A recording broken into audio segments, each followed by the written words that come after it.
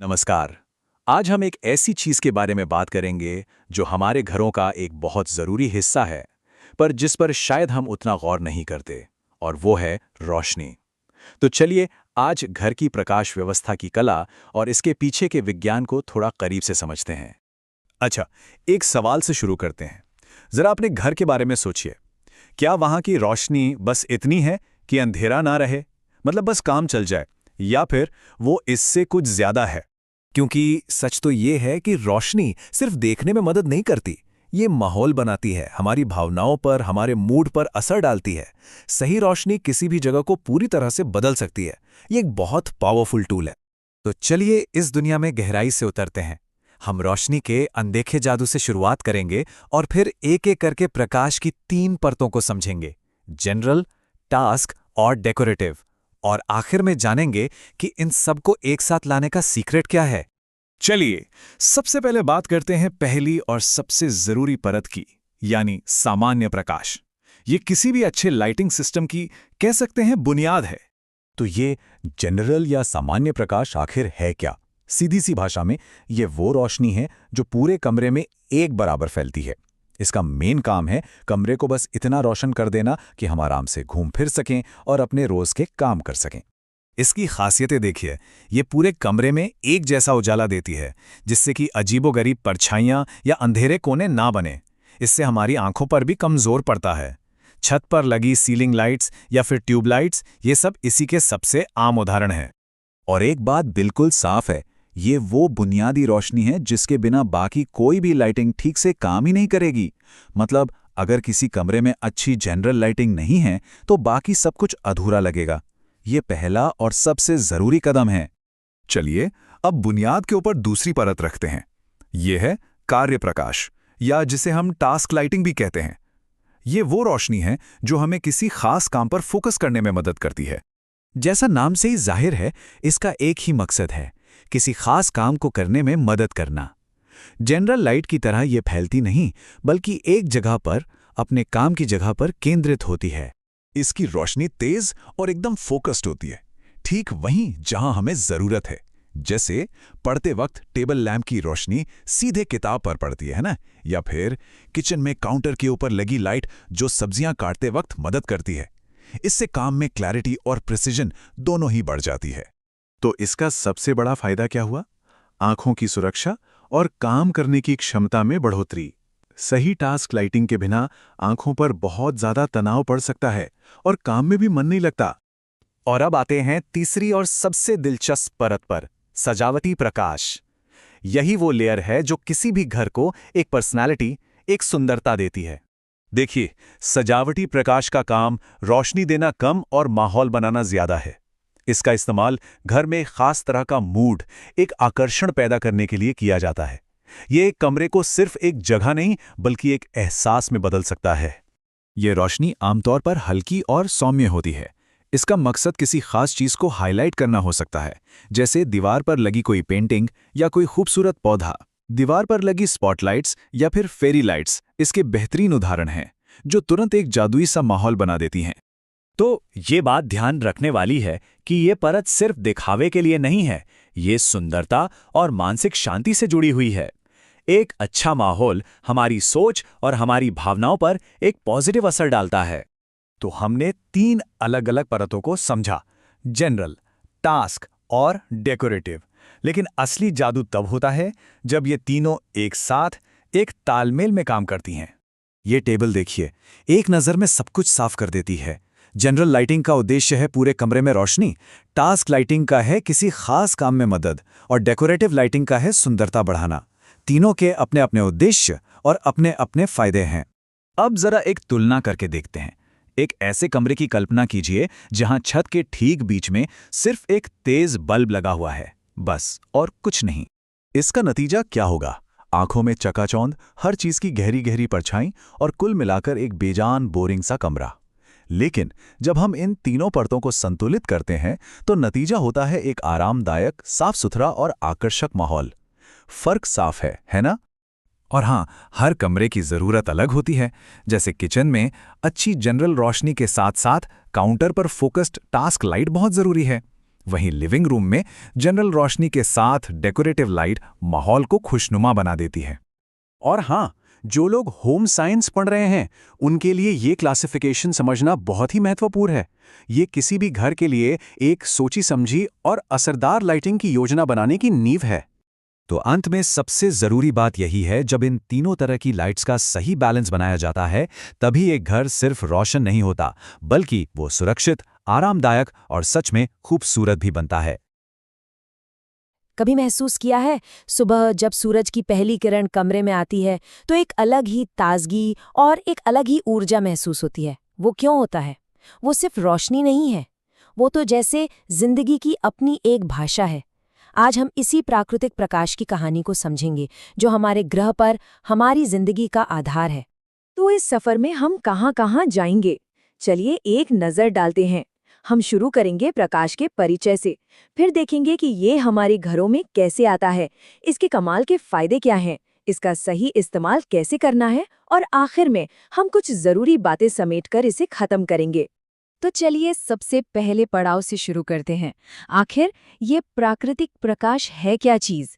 इसे ऊर्जा का सबसे शुद्ध रूप क्यों कहा जाता है? चलिए समझते हैं। तो जब हम कहते हैं प्राकृतिक प्रकाश, तो इसका मतलब क्या है? देखिए, बहुत सीधा और सरल है। ये वो रोशनी है जो हमें सीधे सीधे प्रकृति से मिलती है।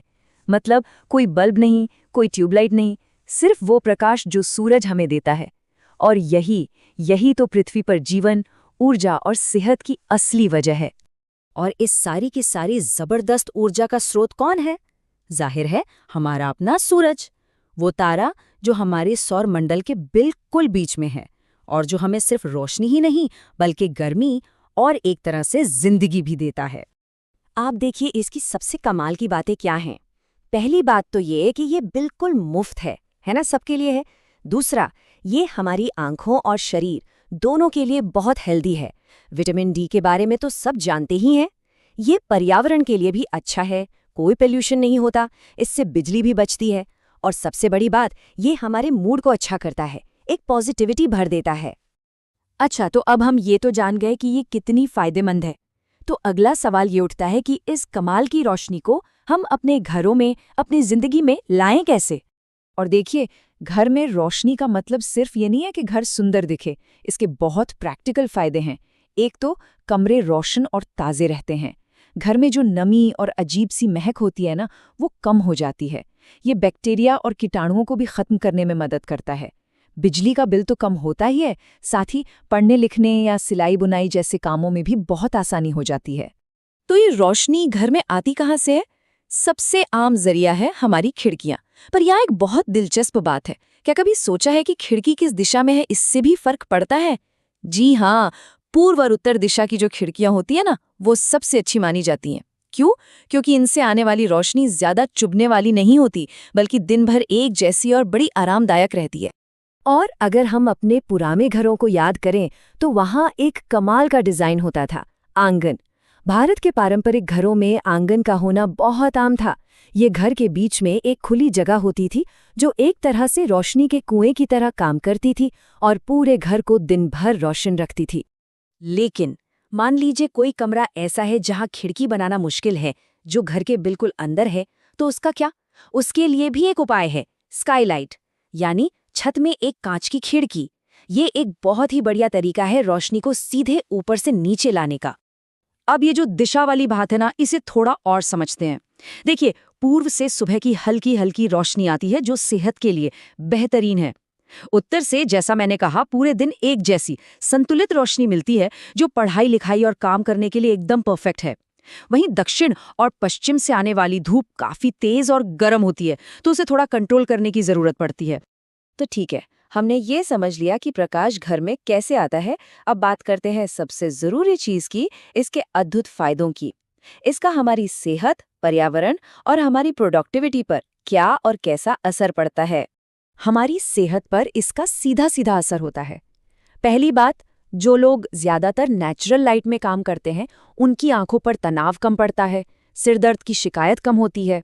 दूसरी बात, ये हमारे शरीर की जो नेचुरल घड़ी है ना, मतलब सोने जागने का साइकिल, उसे बैलेंस रखती है। और जाहिर है विटामिन डी जो हमारी हड्डियों को मजबूत बनाता है, वो तो हमें सूरज की रोशनी से ही मिलता है। तो ये तो हुए हमारे अपने फायदे, लेकिन इसका एक और बड़ा फायदा है जो हम सबसे जुड़ा है, हमारे पर्यावरण के लिए।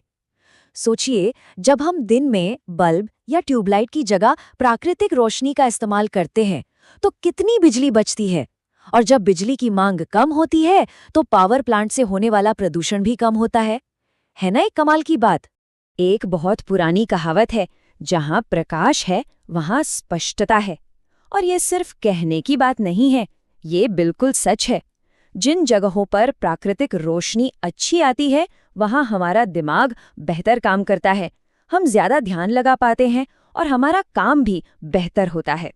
तो घर में रोशनी का होना बहुत अच्छा है, ये तो हम समझ गए। लेकिन क्या बहुत ज्यादा रोशनी भी नुकसानदेह हो सकती है? बिल्कुल। इसीलिए सिर्फ रोशनी लाना ही काफी नहीं है, उसका सही इस्तेमाल करना, उसे मैनेज करना भी उतना ही जरूरी है। तो चलिए अब इस पर बात करते हैं। तो इसे मैनेज कैसे करें? कुछ बहुत आसान से तरीके हैं। पहला, अगर धूप बहुत तेज है, चकाचौंध हो रही है, तो आप पर्दे या ब्लाइंड्स का इस्तेमाल कर सकते हैं। दूसरा, पश्चिम से आने वाली दोपहर की सीधी धूप, खासकर गर्मियों में बहुत तेज होती है, उससे बचना चाहिए। और तीसरा, एक बहुत ही छोटी पर जरूरी बात, खिड़कियों के शीशे हमेशा साफ रखें ताकि रोशनी ठीक से अंदर आ सके। वैसे आज के समय में जो मॉडर्न घर बन रहे हैं उनमें इस बात का शुरू से ही ध्यान रखा जाता है। आर्किटेक्ट्स पहले से ही प्लान करते हैं कि खिड़कियां कहाँ होंगी, किस साइज की होंगी, किस दिशा में होंगी। और एक और ट्रिक है, दीवारों पर हल्के रंग का पेंट करवाना। हल्के रंग रोशनी को ज्यादा रिफ्लेक्ट करते हैं, जिससे कमरा अपने आप और भी रोशन लगता है। तो चलिए अब हम अपने सफर के आखिरी पड़ाव पर आ गए हैं। अब तक हमने जो कुछ भी जाना उसे एक बार फिर से दोहराते हैं और कुछ जरूरी बातें निकालते हैं। खास तौर पर स्टूडेंट्स के लिए ये कुछ पॉइंट्स बहुत काम के हैं जिन्हें याद रखना चाहिए। पहली बात, रोशनी का मुख्य स्रोत सूरज है। सेहत के लिए विटामिन डी और अच्छी नींद जरूरी है जो इससे मिलती है। पढ़ाई के लिए सबसे अच्छी दिशा उत्तर। पर्यावरण पर इसका असर, ये हमारा कार्बन फुटप्रिंट कम करता है। और आर्किटेक्चर की टिप, हल्के रंग की दीवारें। तो कुल मिलाकर बात ये है कि प्राकृतिक प्रकाश सिर्फ उजाला नहीं है, ये हमारी जिंदगी, हमारी सेहत और हमारे पर्यावरण के संतुलन का आधार है। जब हम इसे अपनाते हैं तो हम सिर्फ बिजली नहीं बचाते, बल्कि हम एक ज्यादा सेहतमंद, ज्यादा खुशहाल और ज्यादा प्रोडक्टिव जिंदगी की तरफ एक कदम बढ़ाते हैं। अच्छा, कभी सोचा है कि आपके घर की एक छोटी सी लाइट आपके पूरे मूड को कैसे बदल सकती है? आज हम कृत्रिम प्रकाश की इसी अनोखी दुनिया में उतरने वाले हैं। देखिए, ये सिर्फ अंधेरा दूर करने का कोई टूल नहीं है, बल्कि एक ऐसा अनुभव है जो हमारी भावनाओं और हमारी सेहत दोनों को एक नया आकार देता है। तो आइए इस रोशनी के सफर पर साथ चलते हैं। सोचिए, हजारों साल पहले आग की एक छोटी सी लौ अंधेरे में सुरक्षा और आराम का एहसास कराती थी, और आज वही जरूरत एक कला बन चुकी है। अब हम प्रकाश का इस्तेमाल आराम, सुंदरता और अपनेपन का एक माहौल बनाने के लिए करते हैं। तो ये सिर्फ अंधेरा दूर करने की बात नहीं है, ये तो अपने जीवन को बेहतर बनाने की एक कला है। तो इस सफर में हम क्या क्या देखने वाले हैं? हम प्रकाश के इतिहास से शुरू करेंगे, फिर इसकी 3 बुनियादी परतों को समझेंगे। उसके बाद देखेंगे कि अलग अलग कमरों में इसका जादू कैसे चलता है, हमारी सेहत पर इसके असर को जानेंगे, और हाँ, अंत में कुछ खास बातें भी समेटेंगे। तो चलिए कहानी की शुरुआत से शुरू करते हैं। पहला खंड, अंधकार से प्रकाश तक। यहाँ हम देखेंगे कि इंसान ने तेल के एक छोटे से दिए से लेकर आज के स्मार्ट एलईडीज तक का ये कमाल का सफर कैसे तय किया। ये सफर ना वाकई में बहुत शानदार है। देखिए, तेल के दिए से शुरू होकर हम पहुंचे पुराने पीले बल्बों तक, जिन्हें इनकेंडेसेंट कहते हैं। फिर आई ट्यूबलाइट्स और सीएफएल, और यहीं से बिजली की बचत का दौर शुरू हुआ।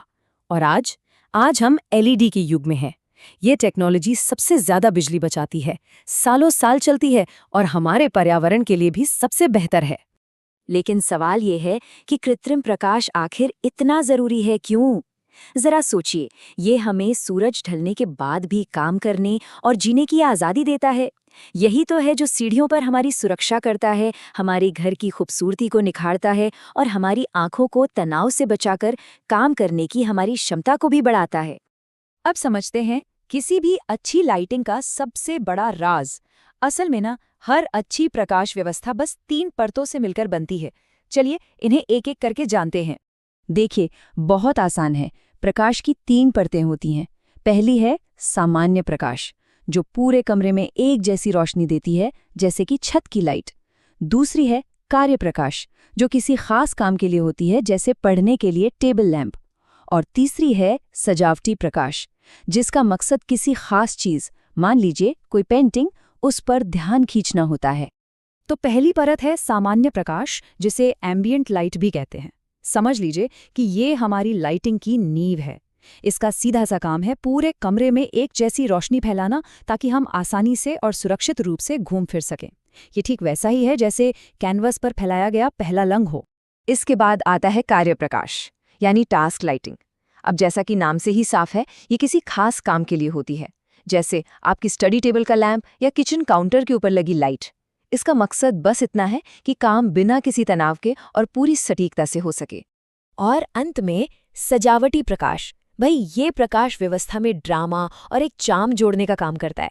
ये किसी कलाकृति को उभारने के लिए, किसी दीवार की बनावट को दिखाने के लिए या कमरे में एक फोकल पॉइंट बनाने के लिए इस्तेमाल होता है। मतलब ये आपके घर को एक पर्सनैलिटी देता है। तो सबसे ज़रूरी बात क्या हुई? एक बेहतरीन ढंग से रोशन कमरे में इन तीनों परतों का एक सही संतुलन होता है। और इसी कमाल की तकनीक को हम लेयर्ड लाइटिंग कहते हैं। ये सिर्फ रोशनी नहीं करती, बल्कि एक पूरा का पूरा अनुभव बनाती है। चलिए, थियोरी तो बहुत हो गई। अब इन सिद्धांतों को प्रैक्टिकल में लाते हैं। देखते हैं कि घर के अलग अलग कमरों में इन परतों का जादू कैसे चलाया जा सकता है। जैसे ये बैठक कक्ष या लिविंग रूम को ही ले लीजिए। सामान्य रोशनी के लिए छत पर लगी एलईडी लाइट्स सबसे अच्छी रहती हैं। पढ़ने के लिए कोनों में टेबल या फ्लोर लैंप, ये कार्य प्रकाश का काम करते हैं। और दीवारों पर लगी पेंटिंग्स पर स्पॉटलाइट्स, ये सजावटी प्रकाश की भूमिका निभाती हैं, जो कमरे को एक शाही अंदाज देती हैं। अब बात करते हैं उन जगहों की जहां फोकस सबसे ज्यादा चाहिए होता है। अध्ययन कक्ष और रसोई। स्टडी रूम में डेस्क पर एक तेज और कूल टोन वाली लाइट एकाग्रता बढ़ाती है। बिल्कुल वैसे ही रसोई में काउंटर के ऊपर एकदम फोकस्ड रोशनी बहुत जरूरी है। और हाँ, दोनों ही जगहों पर यह ध्यान रखना होता है कि रोशनी से आंखों पर जोर न पड़े और काम करते समय कोई परछाई भी न बने। शयन कक्ष का माहौल कैसा होना चाहिए? बिल्कुल आरामदायक है ना? इसलिए यहाँ हल्की और वार्म टोन वाली सामान्य रोशनी बेहतर होती है। साथ में बिस्तर के पास लगे लैंप पढ़ने के लिए कार्य प्रकाश का काम कर देते हैं। वहीं गलियारों और सीढ़ियों पर सुरक्षा के लिए मध्यम और एक समान रोशनी होनी बेहद जरूरी है। अभी तक हमने बात की कि कितनी रोशनी हो, पर अब सवाल ये है कि रोशनी कैसी हो, क्योंकि सही प्रकाश का सीधा कनेक्शन हमारी सेहत और हमारे मूड से जुड़ा हुआ है। लाइटिंग में एक बहुत बड़ी गड़बड़ होती है चकाचौंध, यानी ग्लेयर। ये वो तीखी रोशनी है जो सीधे आंखों में चुभती है और तनाव पैदा करती है। इसके बजाय अच्छी रोशनी हमेशा फैली हुई और इनडायरेक्ट होती है, जिससे बिना किसी तनाव के सब कुछ साफ साफ दिखाई देता है। प्रकाश का एक और मजेदार गुण है उसका रंग तापमान। वार्म वाइट, मतलब जो पीली सी रोशनी होती है ना, वो एक आरामदायक माहौल बनाती है। ये बेडरूम और लिविंग रूम के लिए बेस्ट है। वहीं कूल वाइट यानी सफेद रोशनी एक ऊर्जावान और फोकस्ड माहौल बनाती है, जो स्टडी और किचन के लिए एकदम परफेक्ट है। क्या आप जानते हैं कि गलत रोशनी आपकी सेहत बिगाड़ सकती है? जी हाँ, इससे सिरदर्द, आंखों में जलन और थकान हो सकती है। ये हमारे फोकस को कम कर सकती है और यहाँ तक कि पढ़ते समय हमारे बैठने के तरीके को भी बिगाड़ सकती है। और अब एक ऐसा तथ्य जो शायद आपको हैरान कर दे। क्या आप जानते हैं कि एक पुराने बल्ब की जगह सिर्फ एक एलईडी लगाने से आप लगभग 80% तक बिजली बचा सकते हैं? ये न सिर्फ आपके बिजली का बिल कम करता है, बल्कि पर्यावरण को बचाने में भी एक बहुत बड़ा कदम है। चलिए, अब तक की इस पूरी चर्चा को कुछ महत्वपूर्ण बिंदुओं में समेटते हैं। ये बातें घर में और परीक्षा में दोनों जगह बहुत काम आएंगी। तो एक शानदार लाइटिंग का रास्ता क्या है? बहुत आसान है। सबसे पहले तय करें कि कमरा किस काम के लिए है। फिर सामान्य रोशनी से शुरुआत करें। इसके बाद जहां जहां जरूरत हो वहां कार्य प्रकाश जोड़ें। आखिर में सजावटी प्रकाश से इसे फाइनल टच दें। और हाँ, हमेशा याद रखें, चुने तो सिर्फ ऊर्जा बचाने वाले एलईडीज ही चुनें। और जो विद्यार्थी हैं, उनके लिए ये बिंदु परीक्षा के लिहाज से बहुत जरूरी हैं। कृत्रिम प्रकाश की परिभाषा, इसके 3 प्रकार सामान्य, कार्य और सजावटी। एलईडी तकनीक के क्या फायदे हैं, चकाचौंध और छाया से कैसे बचना है, और अलग-अलग कमरों के लिए प्रकाश की सही रणनीति क्या होनी चाहिए। आज हम एक ऐसे खनिज की बात करने वाले हैं जिसने सचमुच हमारी आज की दुनिया की नींव रखी है। कभी सोचा है कि हमारे घरों में जो बिजली आती है वो कहाँ से आती है, या जिन सड़कों पर हम चलते हैं वो आखिर बनी कैसे हैं? देखिए, इसका जवाब ना अक्सर एक काले पत्थर में छिपा होता है। जी हाँ, कोयला। एक ऐसा पत्थर जिसने हमारे इतिहास और हमारे भविष्य दोनों को एक आकार दिया है। तो जब हम कोयले के बारे में सोचते हैं तो क्या आता है दिमाग में? ज्यादातर एक काले पत्थर की तस्वीर, है ना? लेकिन ये सिर्फ एक काला पत्थर नहीं है, इससे कहीं ज्यादा है। असल में इसने हमारी पूरी मॉडर्न दुनिया को बनाया है। सोच कर देखिए, जिस बिजली से हमारा फोन चार्ज होता है, वहां से लेकर उन बड़ी बड़ी फैक्ट्रियों तक जो हमारे कपड़े बनाती हैं, हर जगह इसकी मौजूदगी है। लेकिन सवाल ये है कि इस तरक्की की, इस प्रोग्रेस की हमने क्या कीमत चुकाई है, और यही वो बड़ा सवाल है जिसकी पड़ताल हम आज करने वाले हैं। तो चलिए इस टॉपिक में थोड़ा और गहरा उतरते हैं। सबसे पहले ये समझना जरूरी है कि कोयला असल में है क्या, और इसे दुनिया का एनर्जी इंजन आखिर कहते क्यों हैं। तो देखिए, कोयला एक फॉसिल फ्यूल है, मतलब ये लाखों साल पहले जो बड़े बड़े पेड़ पौधे हुआ करते थे उनके अवशेषों से बना है। हुआ ये कि जब ये सारे अवशेष जमीन के नीचे दबते चले गए तो पृथ्वी के अंदर की जबरदस्त गर्मी और दबाव ने उन्हें इस काले, ठोस और जलने वाले पदार्थ में बदल दिया। और इसका जो मेन कंपोनेंट है वो है कार्बन, और इसी से इसे इतनी सारी एनर्जी मिलती है। इसके बनने का जो प्रोसेस है ना, वो बहुत ही दिलचस्प है। आप इसे एक नेचुरल प्रेशर कुकर जैसा समझ सकते हैं। होता क्या है, सबसे पहले दलदली इलाकों में पौधों के अवशेष जमा हो जाते हैं, फिर उनके ऊपर मिट्टी और चट्टानों की मोटी मोटी परतें जमती जाती हैं। अब जैसे जैसे टाइम बीतता है, जियोलॉजिकल प्रेशर और गर्मी बढ़ती है, जिससे सारी नमी निचोड़कर बाहर निकल जाती है और सिर्फ कार्बन की मात्रा बढ़ती जाती है, और बस बन गया कोयला। अच्छा, अब एक बहुत जरूरी बात, हर तरह का कोयला ना एक जैसा बिल्कुल नहीं होता। उसमें कार्बन कितना है, इस बेसिस पर इसके कई अलग अलग टाइप होते हैं। जरा इस ग्राफ को देखिए, ये साफ साफ दिखा रहा है कि अलग अलग कोयले में कार्बन कंटेंट कितना अलग होता है। एक तरफ है लिग्नाइट, जिसे ब्राउन कोल भी कहते हैं, उसमें कार्बन सिर्फ 25 से 35% होता है। और दूसरी तरफ है बेस्ट क्वालिटी वाला एंथ्रासाइट, जिसमें ये 86 से 97% तक पहुंच जाता है। और रूल बहुत सिंपल है, जितना ज्यादा कार्बन उतनी ही ज्यादा एनर्जी। और ये टेबल इस बात को और भी क्लियर कर देती है। जैसे लिग्नाइट है, जिसकी एनर्जी कैपेसिटी कम है, तो उसका इस्तेमाल बिजली बनाने में होता है, मान लीजिए किसी लोकल पावर प्लांट में।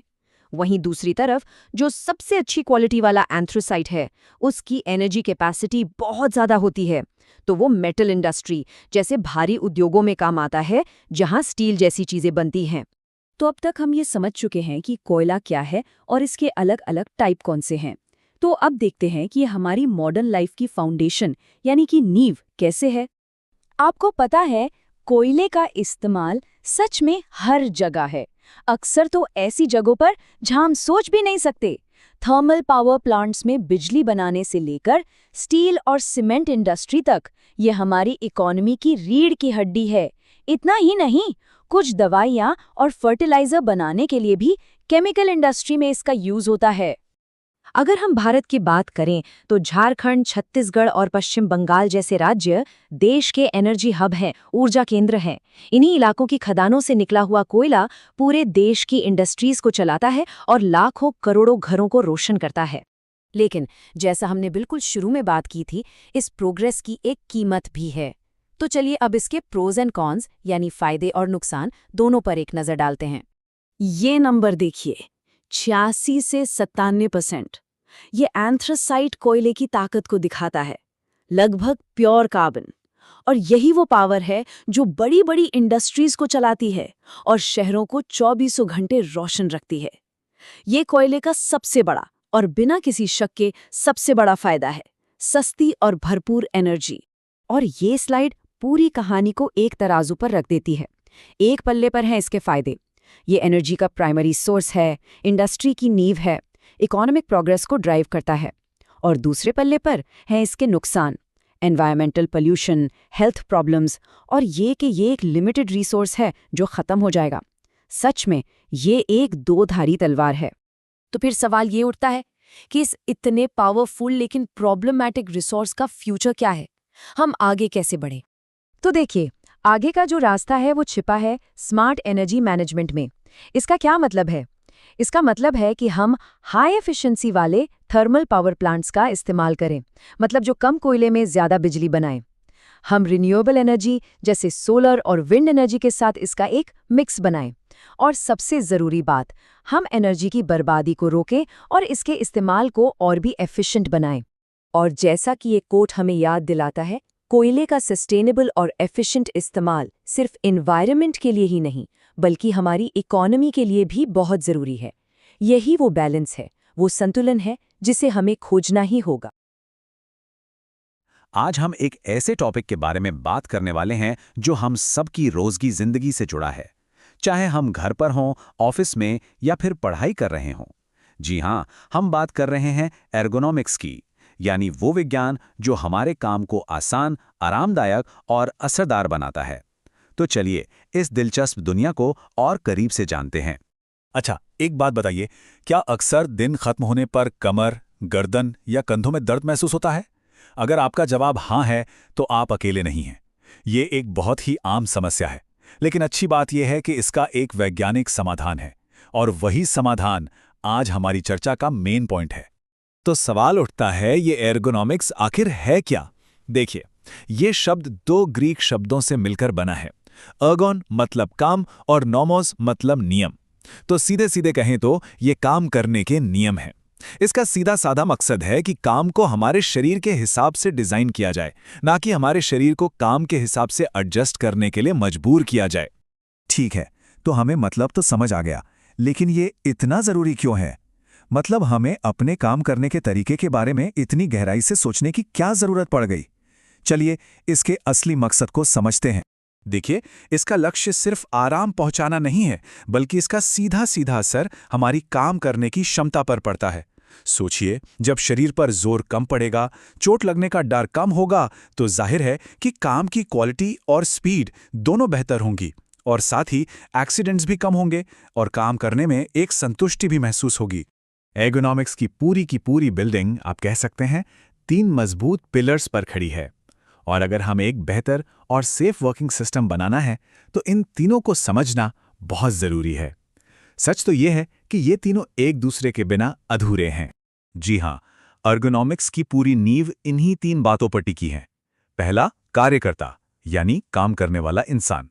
दूसरा, कार्यक्षेत्र, यानी वो जगह जहां काम हो रहा है। और तीसरा, कार्य, यानी वो काम जो किया जा रहा है।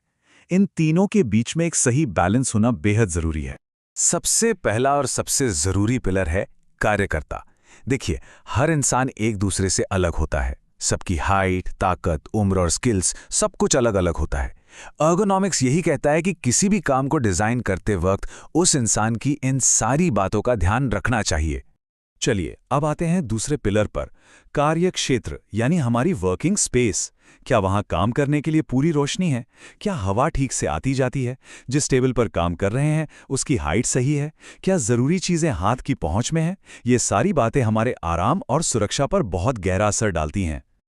और हमारा तीसरा पिलर है कार्य, यानी वो काम जो हम असल में कर रहे हैं। क्या किसी काम को बार बार एक ही तरह से करना पड़ रहा है? क्या उसे करने के लिए अजीब पोजीशन में झुकना या मुड़ना पड़ता है? इन सभी चीजों को समझना जरूरी है ताकि काम को आसान और सुरक्षित बनाया जा सके। तो अब जब हमने इन तीनों पिलर्स को समझ लिया है, तो चलिए एक बहुत ही प्रैक्टिकल चीज पर नजर डालते हैं, हमारा पोस्चर, यानी हमारे बैठने या खड़े होने का तरीका। सही और गलत पोस्चर में सच कहूं तो जमीन आसमान का फर्क होता है। एक गलत पोस्चर सीधा सीधा आपकी पीठ, गर्दन और कंधों पर जोर डालता है। वहीं दूसरी तरफ सही पोस्चर के लिए बस छोटे छोटे बदलाव करने होते हैं, जैसे कमर को सपोर्ट देना, कोहनी को 90 डिग्री पर रखना और स्क्रीन को आंखों के लेवल पर लाना। ये न सिर्फ आराम देता है, बल्कि लंबे समय में होने वाली चोटों से भी बचाता है। अब ऐसा नहीं है कि एर्गोनॉमिक्स सिर्फ ऑफिस या फैक्ट्रीज के लिए ही है। होम साइंस के नज़रिए से देखें तो ये हमारे घरों में भी उतना ही ज़रूरी है, और खासकर किचन जैसी जगहों पर तो बहुत ही ज़्यादा।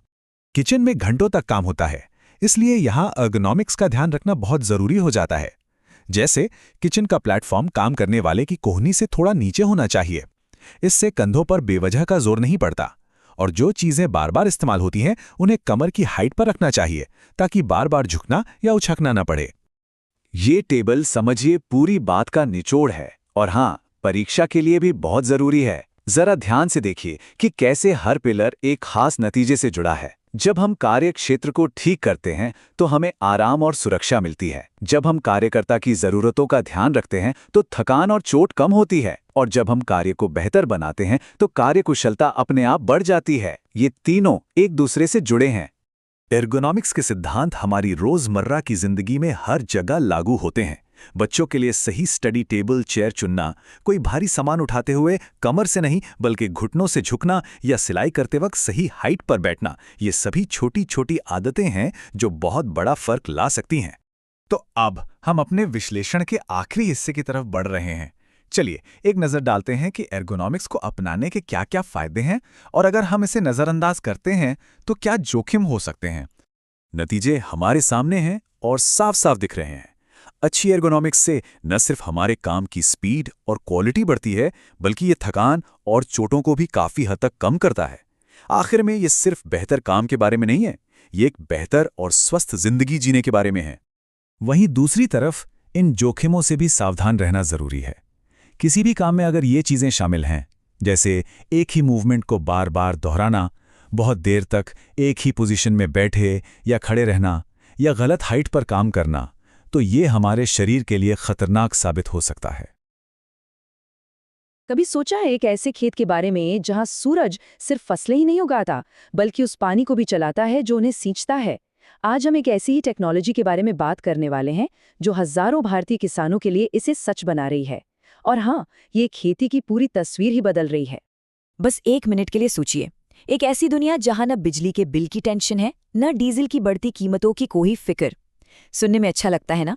बस यही वो वादा है जो सोलर पंप क्रांति के बिल्कुल सेंटर में है। तो आज हम क्या क्या बात करने वाले हैं? सबसे पहले हम समझेंगे कि आखिर असली चुनौती क्या है। फिर मिलेंगे हमारे आज के हीरो से, यानी सोलर पंप से।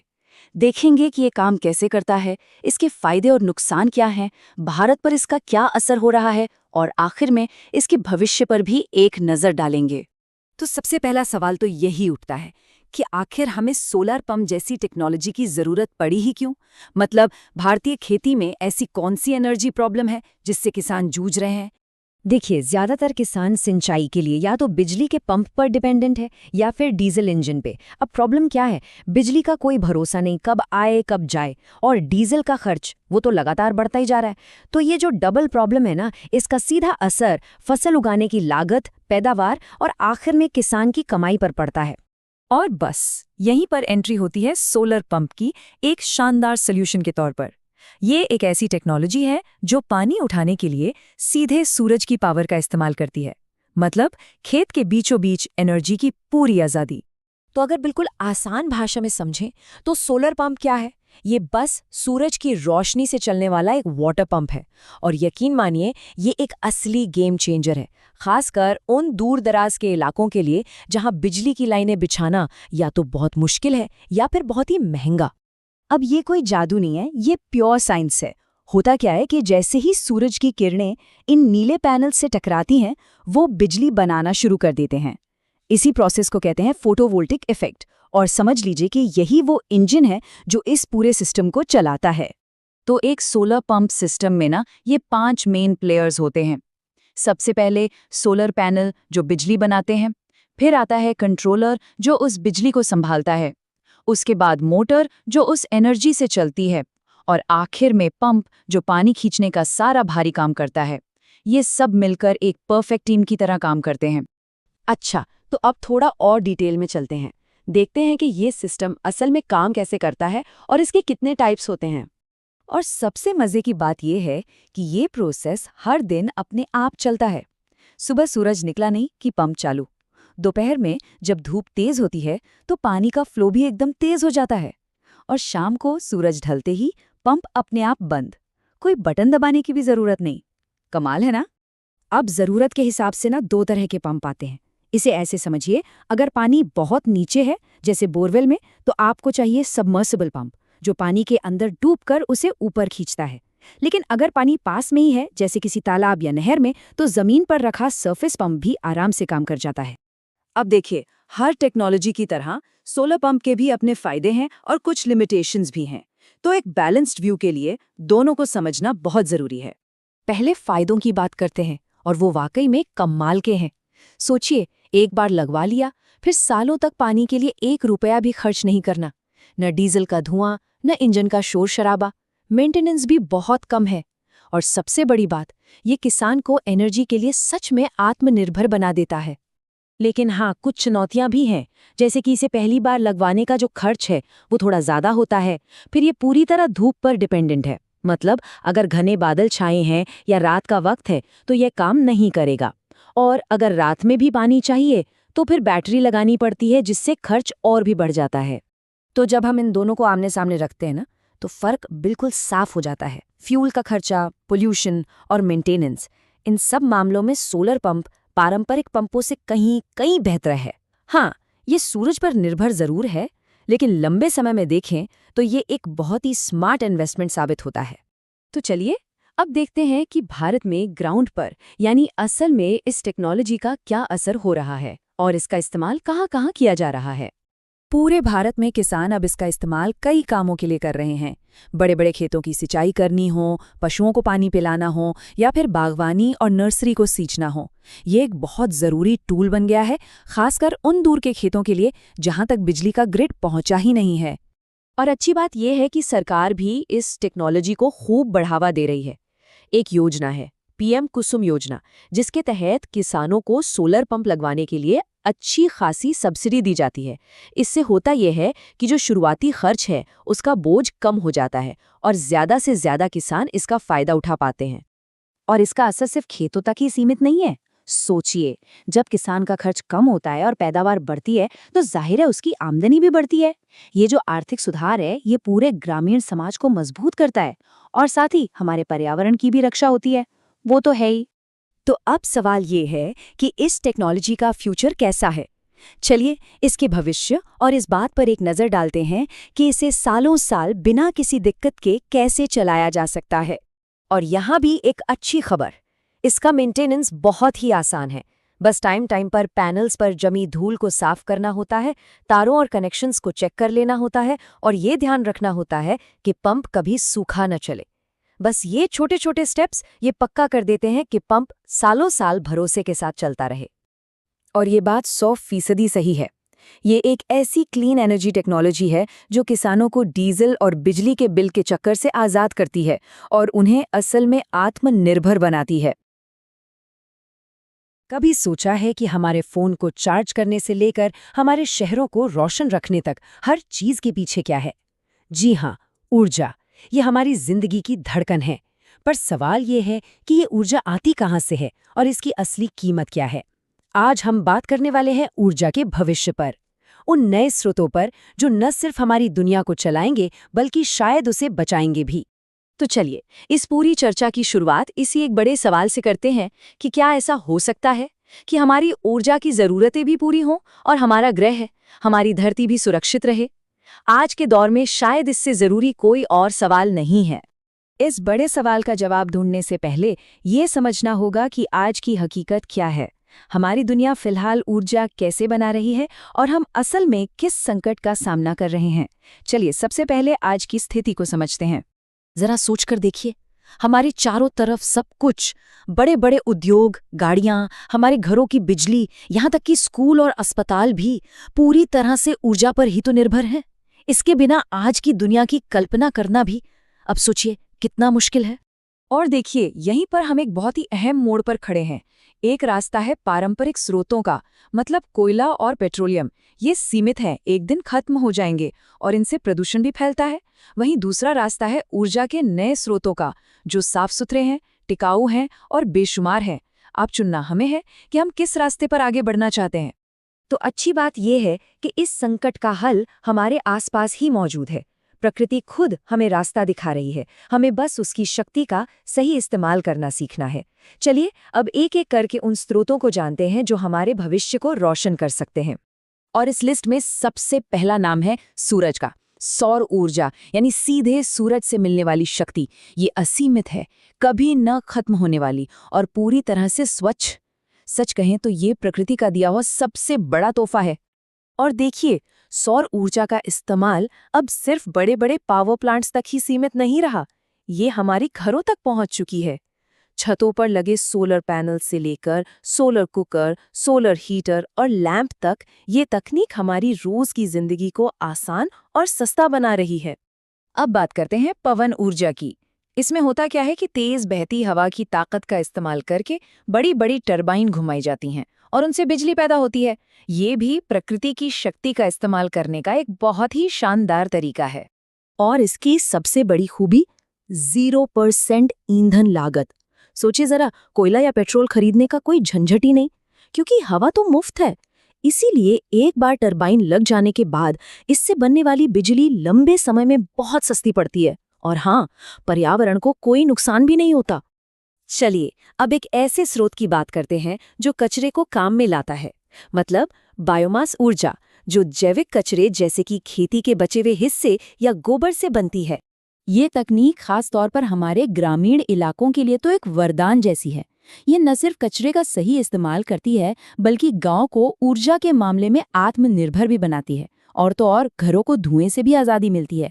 कह सकते हैं कि ये स्वच्छता और ऊर्जा का एक बेहतरीन मेल है। अच्छा, अब एक ऐसे स्रोत की बात करते हैं जो दशकों से हमारी सेवा कर रहा है, जल विद्युत, यानी नदियों के बहते पानी की ताकत से बिजली बनाना। भारत में बड़े बड़े बांध तो हैं ही, लेकिन अब छोटी छोटी जल विद्युत परियोजनाएं भी काफी लोकप्रिय हो रही हैं, जिनका पर्यावरण पर असर भी कम होता है। वैसे सौर, पवन और बायोमास के अलावा भी ऊर्जा का भविष्य काफी रोमांचक है। वैज्ञानिक अब पृथ्वी की गर्मी से भूतापीय ऊर्जा बना रहे हैं, समुद्र की लहरों से ज्वारीय ऊर्जा बना रहे हैं और यहाँ तक कि हमारे शहरों के कचरे से भी बिजली बनाने के तरीके खोज रहे हैं। ये सभी तकनीकें अभी तेजी से विकसित हो रही हैं। और ये देखिए, भविष्य की एक शानदार झलक। हाइड्रोजन एक ऐसा ईंधन है जिसके जलने पर सिर्फ और सिर्फ पानी बनता है, कोई प्रदूषण नहीं। इसमें ऊर्जा भी बहुत ज्यादा होती है, इसीलिए इसे भविष्य का सबसे साफ सुथरा ईंधन कहा जा रहा है। तो ये तो थी भविष्य की तकनीकें, लेकिन सवाल ये है कि भारत इस हरित ऊर्जा की दौड़ में कहाँ खड़ा है। दुनिया के सबसे बड़े देशों में से एक होने के नाते हमारे उठाए हुए कदम बहुत मायने रखते हैं। चलिए देखते हैं भारत की ऊर्जा रणनीति क्या है। भारत में नवीन और नवीकरणीय ऊर्जा मंत्रालय इस पूरे बदलाव को लीड कर रहा है। ये मंत्रालय सोलर एनर्जी से लेकर विंड एनर्जी तक हर क्षेत्र को बढ़ावा देने के लिए कई तरह की योजनाएं चला रहा है। हमारा लक्ष्य 2030 तक 500 गीगावाट रिन्यूएबल एनर्जी क्षमता तक पहुंचना है, जो कि एक बहुत बड़ा लक्ष्य है। ये चार्ट बिल्कुल साफ साफ दिखाता है कि भारत की रणनीति क्या है। हमारा सबसे ज्यादा जोर सौर और पवन ऊर्जा पर है, जो हमारी कुल नवीकरणीय ऊर्जा क्षमता का लगभग 75% हिस्सा बनाते हैं। और साथ ही बायोमास और छोटी जल विद्युत परियोजनाएं भी हमारी ऊर्जा सुरक्षा के लिए काफी अहम हैं। तो ये सब सुनने में काफी अच्छा लगता है ना? लेकिन क्या ये रास्ता इतना आसान है? देखिए, हर बड़े बदलाव की तरह इस ऊर्जा क्रांति के भी अपने फायदे हैं और अपनी चुनौतियां भी, मतलब सिक्के के दो पहलू हैं। चलिए दोनों पर एक नजर डालते हैं। सबसे पहले फायदों की बात करते हैं। साफ सुथरा पर्यावरण मिलेगा, ऊर्जा के लिए दूसरे देशों पर निर्भरता कम होगी, ग्रामीण विकास को बढ़ावा मिलेगा और लंबे समय में पैसों की भी बचत होगी। ये सभी फायदे मिलकर एक मजबूत और आत्मनिर्भर देश की नींव रखते हैं। लेकिन हाँ, ये रास्ता चुनौतियों से भरा है। कुछ बड़ी बाधाएं हैं, जैसे इन नई तकनीकों को लगाने का शुरुआती खर्च ज्यादा हो सकता है। फिर एक बड़ा सवाल, जब सूरज न चमके या हवा न चले तब क्या होगा? इसके लिए ऊर्जा को स्टोर करने के लिए बेहतर बैटरी चाहिए। लोगों में अभी भी जागरूकता की कमी है। और हाँ, ये स्रोत मौसम पर भी निर्भर करते हैं। तो ये वो चुनौतियां हैं जिनका समाधान हम सबको मिलकर खोजना है। तो इन सभी बातों से एक चीज तो साफ है, रास्ता मुश्किल जरूर है, लेकिन मंजिल बहुत खूबसूरत है। ये भविष्य की ओर एक बहुत ही मजबूत और ज़रूरी कदम है। और सबसे ज़रूरी बात यह है कि एक स्वच्छ, सस्ता और टिकाऊ ऊर्जा वाला भविष्य सिर्फ एक सपना नहीं है, इसे हकीकत में बदला जा सकता है। हमारे पास तकनीक है और हमारे पास इरादा भी है। लेकिन ये लक्ष्य कोई अकेला हासिल नहीं कर सकता। इसकी चाबी है सहयोग में। सरकार, समाज और वैज्ञानिकों सबको मिलकर काम करना होगा। जब सब मिलकर कोशिश करेंगे तभी ये बदलाव संभव हो पाएगा। हम बात कर रहे हैं सोलर लालटेन की, एक ऐसा छोटा सा आविष्कार जो दूर दराज के गांवों में अंधेरे को चीरकर एक नई सुबह ला रहा है। ये सिर्फ रोशनी नहीं, ये सच में एक छोटी सी क्रांति है। जरा सोचिए उन गांवों के बारे में जहां सूरज ढलते ही जैसे जिंदगी थम सी जाती है, जहां अंधेरा सिर्फ रोशनी की कमी नहीं है बल्कि अवसरों की कमी है। खासतौर पर उन बच्चों के लिए जिनके सपने तो किताबों में बसते हैं, पर रात होते ही वो किताबें अंधेरे में कहीं गुम हो जाती हैं। लेकिन कहते हैं ना कि हर अंधेरी रात की सुबह होती है। तो बस इसी अंधेरे को चुनौती देने के लिए एक बहुत ही सरल और शानदार समाधान सामने आया है। हमारी आज की कहानी का हीरो सोलर लालटेन। चलिए रोशनी के इस सफर को और करीब से जानते हैं। तो ये सोलर लालटेन आखिर है क्या चीज? देखिए, इसकी परिभाषा बहुत सीधी सादी है। ये एक पोर्टेबल लैंप है, एक ऐसा लैंप जिसे आप कहीं भी ले जा सकते हैं, जो दिन में सूरज की मुफ्त की एनर्जी लेता है और रात में हमें एलईडी के जरिए एकदम साफ रोशनी देता है। कोई तार का झंझट नहीं, कोई बिजली का बिल नहीं, सिर्फ और सिर्फ सूरज की शक्ति। अब सवाल ये उठता है कि भाई ये जादू होता कैसे है? मतलब सूरज की रोशनी से लैंप जलता कैसे है? इसकी तकनीक ना बहुत ही सरल और प्रभावशाली है। चलिए इसके काम करने के तरीके को थोड़ा और गहराई से समझते हैं। इसके दिल में न 5 मुख्य हिस्से हैं। सबसे पहला सोलर पैनल, जो सूरज की रोशनी को पकड़ने का काम करता है। दूसरा बैटरी, जो उस पकड़ी हुई ऊर्जा को अपने अंदर जमा कर लेती है। तीसरा एलईडी बल्ब, जो हमें एकदम साफ और तेज रोशनी देता है। चौथा चार्ज कंट्रोलर, जो बैटरी का दोस्त है, उसकी उम्र बढ़ाता है, उसे खराब होने से बचाता है। और आखिर में इसका स्विच और बॉडी, जो इसे इस्तेमाल में आसान और मजबूत बनाते हैं। और इसका काम करने का सिद्धांत? अरे वो तो बस 3 सिंपल स्टेप्स में पूरा हो जाता है। पहला, दिन के समय पैनल सूरज की धूप को सोखता है। दूसरा, ये सोखी हुई ऊर्जा बैटरी में बिजली बनकर स्टोर हो जाती है। और तीसरा, रात में बस एक बटन दबाया और एलईडी बल्ब जगमगा उठा। कितना आसान है ना? ठीक है, तो हमने इसकी टेक्नोलॉजी तो समझ ली, लेकिन जो बात इसे सचमुच में खास बनाती है वो है इसका असर, इसका प्रभाव। ये सिर्फ एक दीपक नहीं है, ये अपने साथ अनगिनत सकारात्मक बदलाव लेकर आता है, खासकर जब हम इसे ग्रह विज्ञान के नजरिए से देखते हैं। सबसे बड़ा और शायद सबसे जरूरी बदलाव आता है शिक्षा के क्षेत्र में। अब बिजली हो या ना हो, बच्चों की पढ़ाई नहीं रुकती। ये रोशनी उनके आने वाले कल, उनके भविष्य को रोशन करने का काम करती है, हर रात बिना किसी रुकावट के। और रोशनी का मतलब है सुरक्षा, खास तौर पे महिलाओं के लिए। रात के समय घर के आंगन में या बाहर निकलने में जो एक हिचकिचाहट और खतरा महसूस होता था, ये छोटा सा लालटेन उसे दूर करता है। ये उन्हें आत्मविश्वास और सुरक्षा दोनों देता है। इसका एक और बहुत बड़ा फायदा हमारी सेहत से सीधे सीधे जुड़ा है। जहां केरोसिन लैंप के धुएं से आंखों में जलन और फेफड़ों की बीमारियां होने का खतरा रहता है, वहीं सोलर लालटेन बिल्कुल धुआं रहित है। इसका मतलब है साफ रोशनी और एक सेहतमंद जिंदगी। और अगर पैसों की बात करें तो ये परिवारों के लिए एक बहुत बड़ी राहत है। सोचिए, केरोसिन या मोमबत्ती पर जो हर महीने का एक बंधा हुआ खर्चा था, वो अब बच जाता है, और ये बचत उन्हें दूसरी जरूरी चीजों पर खर्च करने का मौका देती है।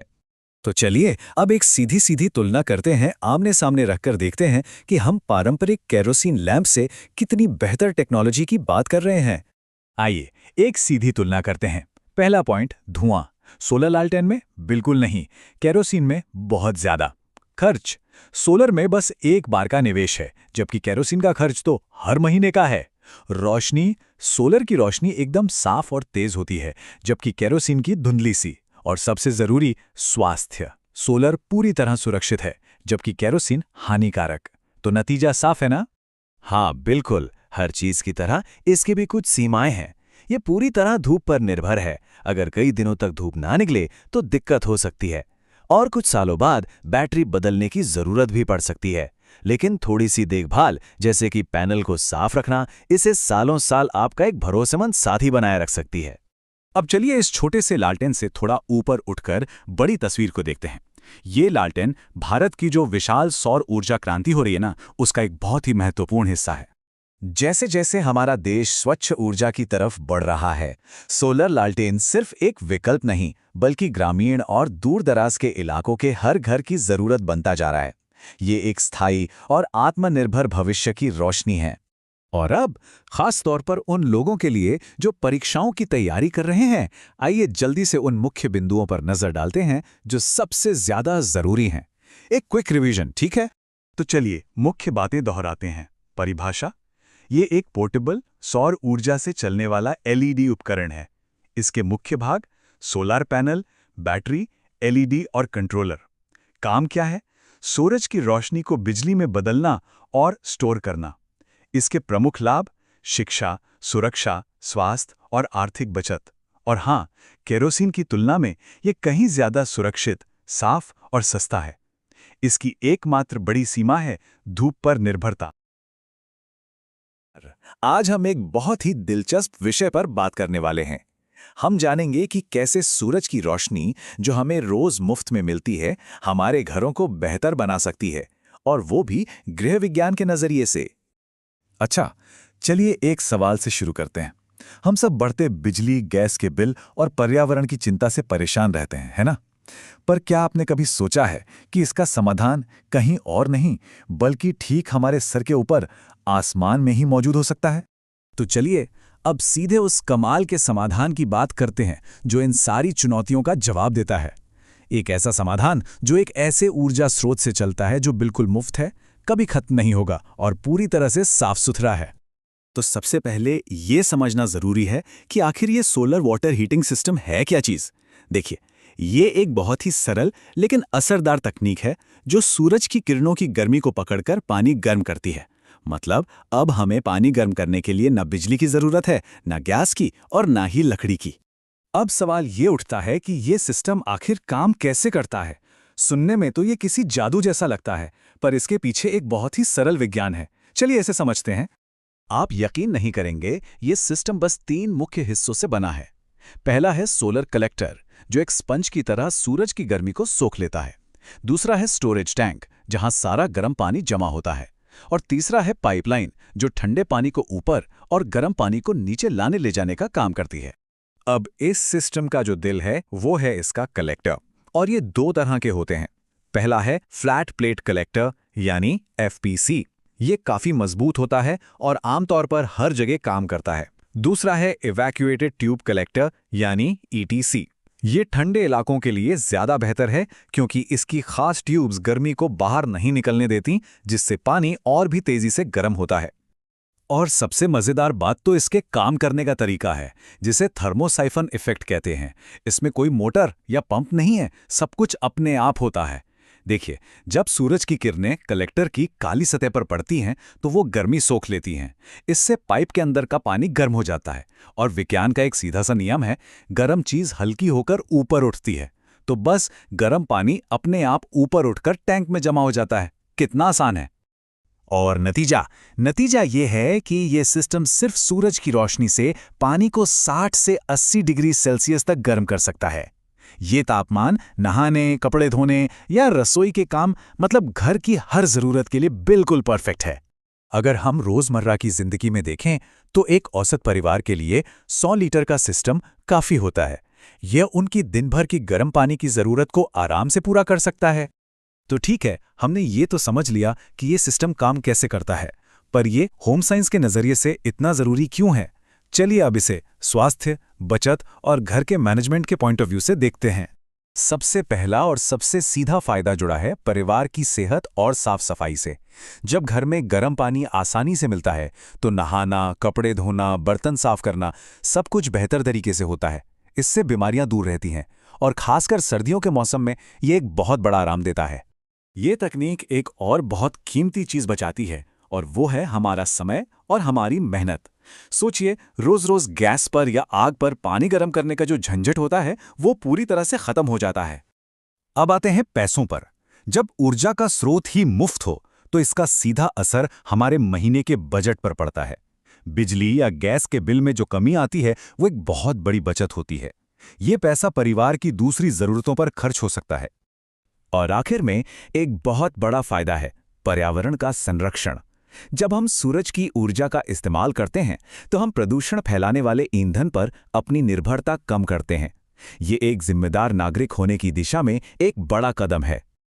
अच्छा, फायदे तो हमने बहुत सुन लिए, लेकिन कोई भी फैसला लेने से पहले हमें सिक्के के दोनों पहलुओं को देखना चाहिए। तो चलिए इसके कुछ हकीकत पर भी नजर डालते हैं। फायदे तो बिल्कुल साफ है। सूरज की ऊर्जा पूरी तरह मुफ्त है। इसको चलाने में कोई प्रदूषण नहीं होता। एक बार लगवाने के बाद इसके रखरखाव का खर्च भी ना के बराबर है और लंबे समय में यह हजारों रुपए बचाता है। लेकिन इसकी कुछ सीमाएं भी हैं जिन्हें जानना जरूरी है। सबसे बड़ी बात, ये पूरी तरह धूप पर निर्भर है। अगर आसमान में बादल छाए हों या बारिश हो रही हो तो इसकी क्षमता कम हो जाती है। और हां, इसे लगवाने का शुरुआती खर्च एक आम गीजर से ज्यादा होता है। जब हम इसकी तुलना एक आम गीजर से करते हैं तो तस्वीर और भी साफ हो जाती है। सोलर हीटर में सिर्फ एक बार का निवेश है, जबकि गैस या बिजली के गीजर में हर महीने बिल का खर्च आता रहता है। सोलर से कोई प्रदूषण नहीं होता, रखरखाव भी कम है और ऊर्जा का स्रोत तो मुफ्त है ही। तो इन सब बातों से हम क्या समझ सकते हैं? ये तकनीक हमारे घरों के भविष्य के लिए क्या मायने रखती है? देखिए, ये सिर्फ एक पानी गर्म करने की मशीन नहीं है। ये एक ऐसा समाधान है जो गृह विज्ञान के सभी जरूरी लक्ष्यों को, जैसे कि स्वास्थ्य, साफ सफाई, समय की बचत, पैसों की बचत और पर्यावरण की सुरक्षा, एक साथ एक ही बार में पूरा करता है। आज हम बात करने वाले हैं बायोमास ऊर्जा के बारे में। एक ऐसा टॉपिक जो सुनने में तो नया लगता है, पर असल में हमारे घरों, हमारी सेहत और हमारे पर्यावरण से सदियों से जुड़ा हुआ है। तो चलिए इसे समझते हैं गृह विज्ञान के नजरिए से। तो चलिए इस पूरी बातचीत की शुरुआत करते हैं एक बहुत ही सीधे और शायद थोड़ा चौंकाने वाले सवाल से। कभी सोचा है कि रोजमर्रा की जिंदगी में खाना पकाने वाला धुआं आखिर कितना खतरनाक हो सकता है? यही सवाल हमें आज के विषय की जड़ तक ले जाता है। देखिए, ऊर्जा यानी कि एनर्जी हम सब के लिए एक बुनियादी जरूरत है, लेकिन प्रॉब्लम यह है कि कोयले और पेट्रोलियम जैसे जो पारंपरिक ईंधन हैं, एक तो वो खत्म हो रहे हैं और दूसरा उनसे होने वाला प्रदूषण हमारे लिए एक बहुत बड़ी चुनौती बन चुका है। बस इसी वजह से हम नए और बेहतर विकल्पों की तलाश में लगे हुए हैं। पर मजे की बात यह है कि इस बड़ी समस्या का एक कुदरती, रिन्यूएबल और लगभग परफेक्ट लगने वाला हल हमेशा से हमारी नजरों के ठीक सामने रहा है। जी हां, हम बात कर रहे हैं बायोमास की। ये हमारी ऊर्जा जरूरतों का एक बहुत पुराना और आसानी से मिलने वाला समाधान है। तो चलिए समझते हैं इसे जरा और गहराई से। तो ये बायोमास आखिर है क्या? बिल्कुल सीधे और सरल शब्दों में कहें तो ये पेड़ पौधों और जानवरों से मिलने वाला कोई भी जैविक पदार्थ है, जैसे लकड़ी, फसलों का बचा खुचा हिस्सा या फिर गोबर। मतलब एक तरह से ये सूरज की वो एनर्जी है जो इन जैविक चीजों में स्टोर हो जाती है। और ये मिलता कहां से है? अरे लगभग हर जगह से। जंगलों से लकड़ी और पत्ते, खेतों से फसल के अवशेष, पशुओं से गोबर, यहां तक कि हमारे अपने घर की रसोई से निकलने वाला जैविक कचरा भी बायोमास ही है। और यही बात इसे खास बनाती है, खासकर हमारे ग्रामीण इलाकों के लिए। ठीक है, तो अब सवाल यह है कि इस बायोमास को हम इस्तेमाल करने लायक एनर्जी में बदलते कैसे हैं? इसके कुछ मेन तरीके हैं। सबसे आम तरीका है इसे सीधे जलाकर गर्मी पैदा करना। फिर इसे गैस में भी बदला जा सकता है या फिर सड़ाकर बायोगैस बनाई जा सकती है और फर्मेंटेशन से लिक्विड फ्यूल भी तैयार किया जा सकता है। यहां तक तो बायोमास एक हीरो की तरह लगता है ना? सस्ता, आसानी से उपलब्ध, प्राकृतिक। लेकिन कहानी में एक बड़ा ट्विस्ट है, क्योंकि हर सिक्के के दो पहलू होते हैं। बायोमास को पारंपरिक तरीके से इस्तेमाल करने की एक बहुत बड़ी कीमत है। एक ऐसी कीमत जो अक्सर हमारा स्वास्थ्य और हमारा पर्यावरण झुकाता है। और ये कड़वा सच उस धुएं के पीछे छिपा है। देखिए, ये एक चेन रिएक्शन की तरह है। पारंपरिक चूल्हे पर बायोमास जलता है, उससे जहरीली गैसें निकलती हैं और फिर शुरू होती हैं गंभीर बीमारियां। एक सीधी सी दिखने वाली क्रिया के कितने खतरनाक नतीजे हो सकते हैं। अब आप सोच रहे होंगे कि इस धुएं में ऐसा क्या है? इसमें होते हैं PM 2.5 जैसे इतने छोटे कण कि वो सांस के जरिए सीधे हमारे फेफड़ों के अंदर तक चले जाते हैं। साथ ही होती है कार्बन मोनोऑक्साइड जैसी जहरीली गैस और भी बहुत कुछ। और इसका असर वो सीधा हमारी सेहत पर पड़ता है। जैसा कि आप देख सकते हैं, घर के अंदर का ये वायु प्रदूषण फेफड़ों की गंभीर बीमारियां, अस्थमा, लगातार खांसी और आंखों में जलन जैसी बड़ी स्वास्थ्य समस्याओं की जड़ है। और ये सारी बातें सीधे सीधे गृह विज्ञान की मुख्य चिंताओं से जुड़ी हैं। और बात सिर्फ सेहत की नहीं, पर्यावरण पर भी इसका बहुत गहरा असर होता है। देखिए, पारंपरिक तरीके से बायोमास जलाने से जंगलों की कटाई होती है, हवा जहरीली होती है। वही अगर हम वैज्ञानिक तरीका अपनाएं तो यही बायोमास प्रदूषण को कम करने और कचरे के मैनेजमेंट में हमारी मदद कर सकता है। तो क्या इसका मतलब ये है कि बायोमास का इस्तेमाल ही बंद कर देना चाहिए? नहीं, बिल्कुल नहीं। समाधान है विज्ञान और टेक्नोलॉजी में, जो हमें इसी बायोमास को साफ सुथरे और सुरक्षित तरीके से इस्तेमाल करने का रास्ता दिखा सकता है। और ये समाधान है क्या? ये है एडवांस्ड स्मोकलेस स्टोव, यानी धुआं रहित चूल्हे। ये है बायोगैस प्लांट, जो कचरे को सीधे गैस में बदल देते हैं। और साथ ही पेड़ पौधे लगाना, ताकि ये पूरा साइकिल सस्टेनेबल बना रहे।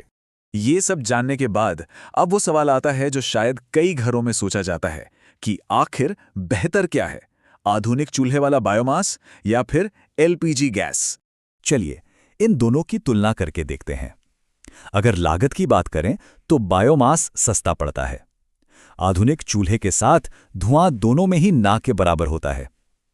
उपलब्धता के मामले में बायोमास स्थानीय तौर पर मिल जाता है, जबकि गैस के लिए बाजार पर निर्भर रहना पड़ता है। और सबसे जरूरी, पर्यावरण के लिहाज से सही तरीके से इस्तेमाल किया गया बायोमास एक टिकाऊ विकल्प है। तो इस सारी बातचीत का निचोड़ क्या है? हम कहाँ पहुँचते हैं? क्या बायोमास, ये सदियों पुराना ईंधन, हमारे भविष्य की ऊर्जा जरूरतों का जवाब हो सकता है? देखिए, ये एक लाइन पूरी कहानी को समेट देती है कि अगर हमारे पास सही टेक्नोलॉजी हो और सही जानकारी हो, तो यही बायोमास पर्यावरण, स्वास्थ्य और हमारी जेब तीनों के लिए फायदेमंद साबित हो सकता है। तो सबसे जरूरी बात यह है कि असली मुद्दा ईंधन नहीं है, बल्कि उसे इस्तेमाल करने का हमारा तरीका है। एक वैज्ञानिक, एक समझदारी भरा नजरिया, बस यही इसकी असली चाबी है। आज एक ऐसी यात्रा पर चलते हैं जो हमें सीधे लाखों घरों के उन रसोई घरों में ले जाएगी जहां सदियों से आग जल रही है। कभी सोचा है कि जिस आग पर हमारा खाना पकता है वो हमारी जिंदगी पर, हमारी सेहत पर कितना गहरा असर डालती है? आज हम इसी कहानी को, लकड़ी और चारकोल की कहानी को समझेंगे। देखिए, ये बात सिर्फ ईंधन की नहीं है, ये कहानी है परंपरा की, हमारे अस्तित्व की, और उस धुएं की जो चुपचाप हमारी सांसों में घुलता जा रहा है। ये उन हाथों की कहानी है जो रोज लकड़ी बीनते हैं, और उन फेफड़ों की है जो उस धुएं को सहते हैं। तो हमारी कहानी की शुरुआत होती है इंसान और लकड़ी के उस सदियों पुराने रिश्ते से। एक ऐसा बंधन जो तब से है जब से इंसान ने पहली बार आग जलाना सीखा। इसी आग ने पीढ़ियों को पाला है, उन्हें गर्माहट दी है। तो ये लकड़ी, जिसे हम ईंधन कहते हैं, आखिर है क्या? इसे ऐसे समझिए जैसे किसी पेड़ ने अपने अंदर सालों तक धूप को जमा किया हो और अब वो जलकर हमें वही गर्माहट वापस दे रही है। वैसे तो वैज्ञानिक भाषा में ये सेल्यूलोज, हेमीसेल्यूलोज और लिग्निन का एक बंडल है, पर असल में ये जिंदगी की ऊर्जा है। और ये ऊर्जा होती कितनी है पता है? 1 किलो सूखी लकड़ी से करीब 4500 किलो कैलोरी गर्मी निकलती है। इतनी ऊर्जा पूरे परिवार का खाना पकाने के लिए काफी है। लेकिन एक बड़ी दिक्कत है, अगर लकड़ी में थोड़ी भी नमी हुई तो आग अपनी आधी से ज्यादा ताकत तो उस नमी को सुखाने में ही लगा देती है। जरा एक गांव की सुबह की कल्पना कीजिए। चूल्हे पर पकती रोटी की महक, पानी गर्म होने की आवाज, कड़ाके की ठंड में आग के चारों ओर बैठा एक परिवार। लकड़ी सिर्फ एक ईंधन नहीं है, ये उस पूरी जीवन शैली की धड़कन है, उसकी आत्मा है। लेकिन इस सुकून देने वाली आग की लौ के पीछे क्या छिपा है? क्योंकि हर कहानी के 2 पहलू होते हैं, और इस आग की कहानी का जो दूसरा पहलू है ना, वो धुएं से लिखा गया है। सवाल ये है कि इस धुएं की असली कीमत क्या है? और सच कहूं तो इसकी कीमत हमारी सांसें चुकाती हैं, हमारे जंगल चुकाते हैं और हमारे बच्चों का भविष्य चुकाता है। ये वो कीमत है जो हर रोज हर घर में दी जाती है, अक्सर खामोशी से। जरा उस माँ के बारे में सोचिए जो धुएं से भरी रसोई में खांसते खांसते अपने परिवार के लिए खाना बना रही है। लकड़ी का धुआं सिर्फ आंखों में जलन नहीं करता, इसमें कार्बन मोनोऑक्साइड और PM 2.5 जैसे जहरीले कण होते हैं जो सीधे हमारे फेफड़ों पर हमला करते हैं, और इसका सबसे बुरा असर महिलाओं और बच्चों पर पड़ता है। और बात सिर्फ सेहत की नहीं है। हर बार जब चूल्हे में लकड़ी का एक टुकड़ा जलता है तो हम सिर्फ लकड़ी नहीं जलाते, हम अपनी ग्रह के फेफड़ों का यानी जंगलों का एक छोटा सा टुकड़ा जला देते हैं। ये एक ऐसी आग है जो हमारे जंगलों को खत्म कर रही है और हवा को जहरीला बना रही है। और यहाँ आकर कहानी सच में दिल को छू जाती है।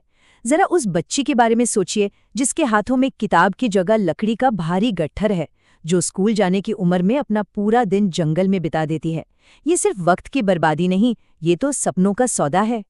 लेकिन कहानी यहाँ खत्म नहीं होती, क्योंकि जहाँ भी कोई समस्या होती है इंसान अपनी सूझबूझ से कोई ना कोई हल निकाल ही लेता है।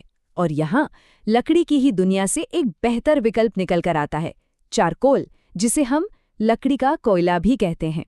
चारकोल को आप लकड़ी का एक रिफाइंड, एक बेहतर वर्जन समझ सकते हैं।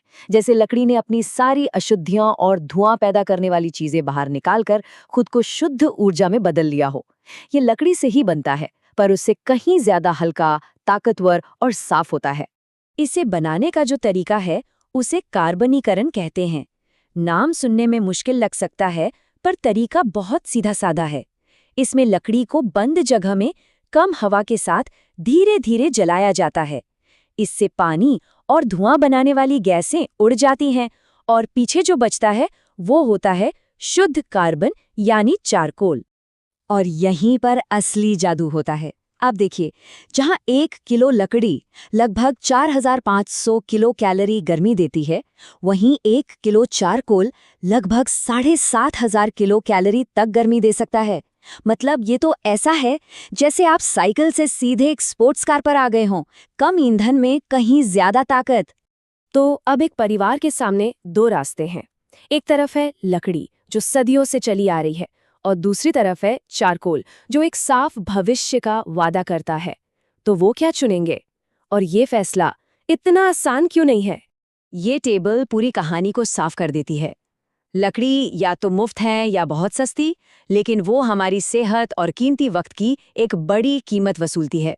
वहीं चारकोल ज्यादा ताकतवर है, साफ है, ज्यादा देर तक जलता है, लेकिन उसे खरीदने के लिए पैसे लगते हैं। एक तरफ आसानी है तो दूसरी तरफ सेहत। और यहीं आकर असली दुविधा पैदा होती है। ये एक ऐसा चुनाव है जो किसी भी परिवार को नहीं करना पड़ना चाहिए।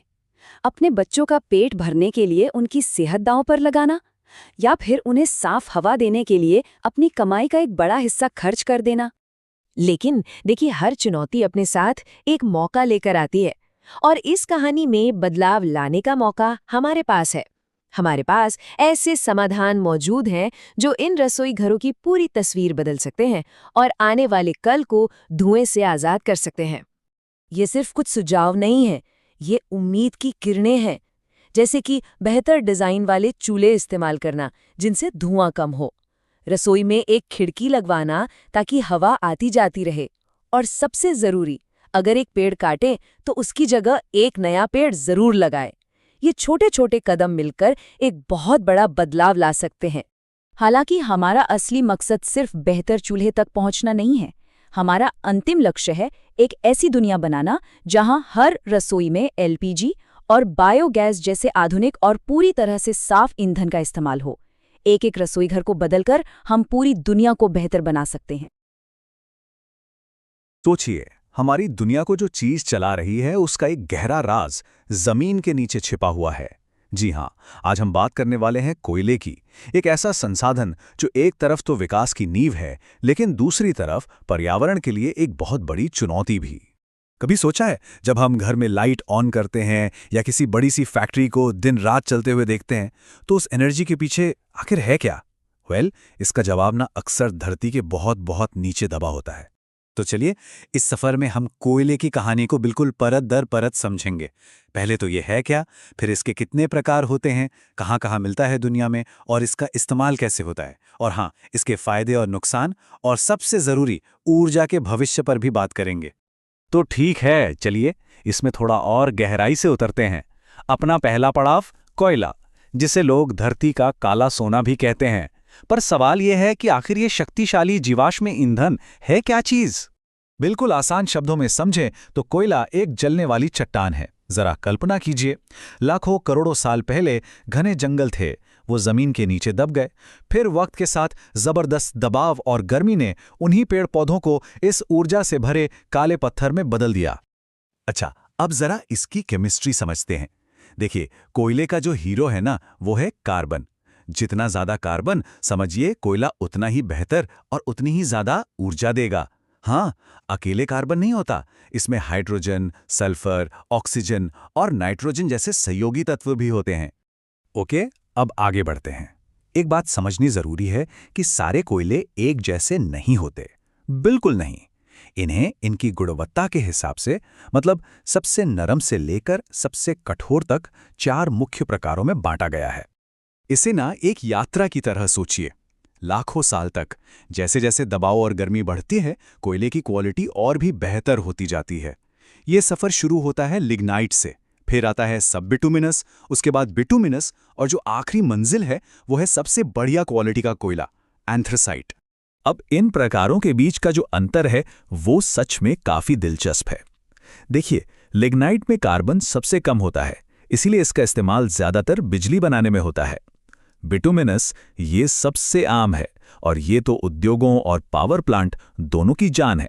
और एंथ्रासाइट, जिसमें कार्बन सबसे ज्यादा है, वो तो मेटल इंडस्ट्री के लिए एक खजाने जैसा है। जरा इस नंबर को देखिए, 97%।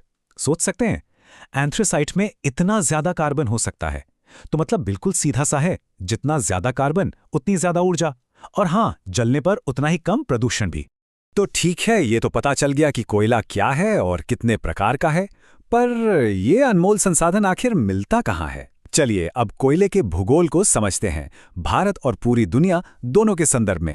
अपने देश भारत में कोयले के बहुत बड़े बड़े भंडार हैं, खासकर इन इलाकों में जैसे झारखंड का धनबाद, छत्तीसगढ़ का कोरबा और उड़ीसा का तालचेर। सच पूछिए तो हमारे देश की जो ऊर्जा सुरक्षा है ना, वो काफी हद तक इन्हीं जगहों पर टिकी हुई है। और अगर हम वैश्विक स्तर पर देखें तो चीन, अमेरिका, रूस और ऑस्ट्रेलिया ये कोयला उत्पादन में सबसे बड़े खिलाड़ी हैं। ये देश ना सिर्फ अपनी ज़रूरतें पूरी करते हैं, बल्कि पूरी दुनिया में कोयला निर्यात भी करते हैं। ओके, अब आते हैं उस हिस्से पर जो हम सबकी जिंदगी को आपस में जोड़ता है, कोयले का उपयोग। आखिर ये हमारी दुनिया को शक्ति देता कैसे है?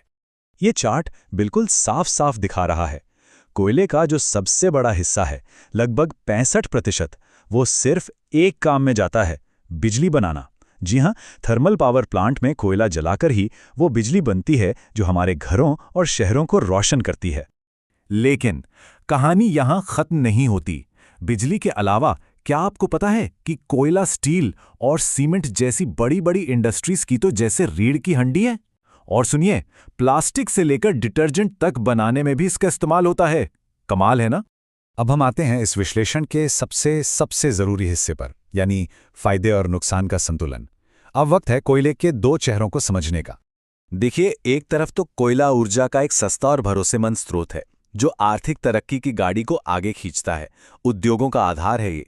लेकिन सिक्के का दूसरा पहलू भी है। इसे जलाने से जो गैसें निकलती हैं वो पर्यावरण को प्रदूषित करती हैं और इसकी खुदाई से जमीन और पानी को भी बहुत भारी नुकसान पहुंचता है। ये बात इस पूरी दुविधा को बिल्कुल आसान शब्दों में समझा देती है। आर्थिक प्रगति की नींव, लेकिन पर्यावरण के लिए एक चुनौती। और सच तो ये है कि आज हम इसी चौराहे पर खड़े हैं। तो फिर आगे का रास्ता क्या है? हमारा अंतिम खंड इसी सवाल का जवाब ढूंढने की कोशिश करेगा। ऊर्जा प्रबंधन का भविष्य। तो ऊर्जा प्रबंधन ये है क्या? इसका बिल्कुल सीधा सा मतलब है ऊर्जा को स्मार्ट तरीके से इस्तेमाल करना, ऐसे कि हमारी ज़रूरतें भी पूरी हो जाएं और पर्यावरण पर बोझ भी कम पड़े। ये एक संतुलन बनाने का खेल है बस। और इसके लिए ना हमारे पास कई रास्ते हैं। हम बेहतर टेक्नोलॉजी वाले थर्मल प्लांट बना सकते हैं, कोयले के साथ साथ सौर और पवन ऊर्जा का इस्तेमाल बढ़ा सकते हैं, और कचरे से ऊर्जा बनाने जैसी नई और रोमांचक तकनीकों में निवेश कर सकते हैं। आज हम गोता लगाने वाले हैं महासागर की ऐसी छिपी हुई शक्ति में, एक ऐसी ऊर्जा जो शायद हमारे आने वाले कल को रोशन कर सकती है। जी हाँ, हम बात कर रहे हैं सामुद्रिक तापीय ऊर्जा की। जरा सोचिए, हमारी पृथ्वी का 70% से भी ज्यादा हिस्सा पानी से ढका हुआ है। तो क्या हो अगर यही विशाल अथाह महासागर हमारी ऊर्जा की जरूरतों को पूरा करने वाला एक न खत्म होने वाला पावर हाउस बन जाए? चलिए आज इसी कमाल के आइडिया की गहराई में उतरते हैं। तो सबसे पहले ये समझना जरूरी है कि आखिर ये सामुद्रिक तापीय ऊर्जा है क्या चीज, और आज के दौर में ये हमारे लिए इतनी खास क्यों हो गई है। अगर मैं आपको बिल्कुल सीधे साधे शब्दों में समझाऊं तो ओटेक यानी सामुद्रिक तापीय ऊर्जा रूपांतरण समुद्र की प्राकृतिक गर्मी का इस्तेमाल करता है। देखिए, सूरज की रोशनी से समुद्र की ऊपरी सतह तो गर्म हो जाती है, लेकिन गहराई में पानी एकदम बर्फीला ठंडा रहता है। बस इसी गर्मी और ठंडक के फर्क में बिजली पैदा करने का पूरा राज छिपा है। तो ये जरूरी क्यों है? पहली बात, ये ऊर्जा का एक ऐसा स्रोत है जो कभी खत्म नहीं होगा, क्योंकि ये सूरज की गर्मी से चलता है। और सबसे बड़ी बात, इससे जरा भी कार्बन डाइऑक्साइड नहीं निकलती। मतलब ये पर्यावरण के लिए एकदम साफ सुथरी है। खासकर तटीय इलाकों और द्वीपों के लिए तो ये एक वरदान की तरह है। तो ये तो हुई बेसिक बात, पर अब सवाल ये उठता है कि ये तकनीक असल में काम कैसे करती है। आखिर ये तापमान का मामूली सा अंतर बिजली में बदल कैसे जाता है? आइए देखते हैं। देखिए, इस पूरी प्रक्रिया का जो इंजन है ना, वो है तापमान का यही अंतर। उष्णकटिबंधीय यानी ट्रॉपिकल इलाकों में समुद्र की सतह का तापमान करीब करीब 25 डिग्री सेल्सियस होता है। वहीं अगर आप 1 किलोमीटर नीचे जाएंगे तो पानी लगभग 5 डिग्री तक ठंडा मिलेगा, और यही 20 डिग्री का अंतर ओटीईसी प्लांट को चलाने के लिए काफी है। वैसे तो ओटेक के कई तरीके हैं, लेकिन जो सबसे आम और सबसे ज्यादा विकसित तकनीक है वो है क्लोज्ड साइकिल ओटेक। तो चलिए इसी को समझते हैं। ये पूरी प्रक्रिया ना 4 बहुत ही आसान स्टेप्स में होती है। आप इसे एक तरह का उल्टा एयर कंडीशनर समझ सकते हैं। सबसे पहले समुद्र का गर्म पानी एक पाइप में बह रहे अमोनिया जैसे तरल को गर्म करके भाप में बदल देता है। अब ये जो भाप है, ये बहुत ज्यादा दबाव के साथ एक टरबाइन को घुमाती है, और जैसे ही टरबाइन घूमती है, बिजली बन जाती है। आखिर में गहरे समुद्र से लाया गया ठंडा पानी इस भाप को वापस ठंडा करके तरल बना देता है, और बस ये साइकिल बार बार लगातार चलता रहता है। क्लोज साइकिल के अलावा ओपन साइकिल और हाइब्रिड सिस्टम भी होते हैं। ओपन साइकिल की खास बात यह है कि बिजली बनाने के साथ साथ प्रोसेस के आखिर में हमें पीने लायक साफ पानी भी मिल जाता है। और हाइब्रिड सिस्टम, जैसा कि नाम से ही जाहिर है, इन दोनों तकनीकों के फायदों को मिला देता है। चलिए अब इस ग्लोबल टेक्नोलॉजी को जरा अपने देश भारत के नजरिए से देखते हैं। हमारे लिए इसमें कितनी बड़ी संभावनाएं छिपी हुई हैं। 7,500 किलोमीटर ये सिर्फ एक नंबर नहीं है, ये है भारत की विशाल तट रेखा की लंबाई, और ये लंबाई हमारी ऊर्जा सुरक्षा का एक बहुत बड़ा अवसर है। ये हमारी समुद्री शक्ति का असली पैमाना है। भारत में खासतौर पे तमिलनाडु के पास मन्नार की खाड़ी, लक्षद्वीप और अंडमान और निकोबार द्वीप समूह, ये ऐसे इलाके हैं जहां ओटेक के लिए एकदम परफेक्ट माहौल है, क्योंकि यहां साल भर सतह और गहरे पानी के बीच वो जरूरी 20 डिग्री का अंतर बना रहता है। और ये सब सिर्फ ख्याली बातें नहीं हैं। भारत का राष्ट्रीय महासागर प्रौद्योगिकी संस्थान यानी NIOT इस टेक्नोलॉजी को हकीकत में बदलने के लिए पहले से ही कुछ पायलट प्रोजेक्ट्स पर काम कर रहा है। ये हमारे देश की महत्वाकांक्षा का एक ठोस सबूत है। अब देखिए, हर नई टेक्नोलॉजी की तरह ओटेक के भी अपने कुछ फायदे हैं और कुछ चुनौतियां भी हैं। तो एक सही नजरिया बनाने के लिए हमें दोनों पहलुओं को समझना होगा। अगर फायदों की बात करें तो ये रिन्यूएबल है, पर्यावरण के लिए अच्छा है, और सबसे बड़ी बात, ये सोलर और पवन ऊर्जा की तरह नहीं है। ये दिन हो या रात 24 घंटे बिजली दे सकता है।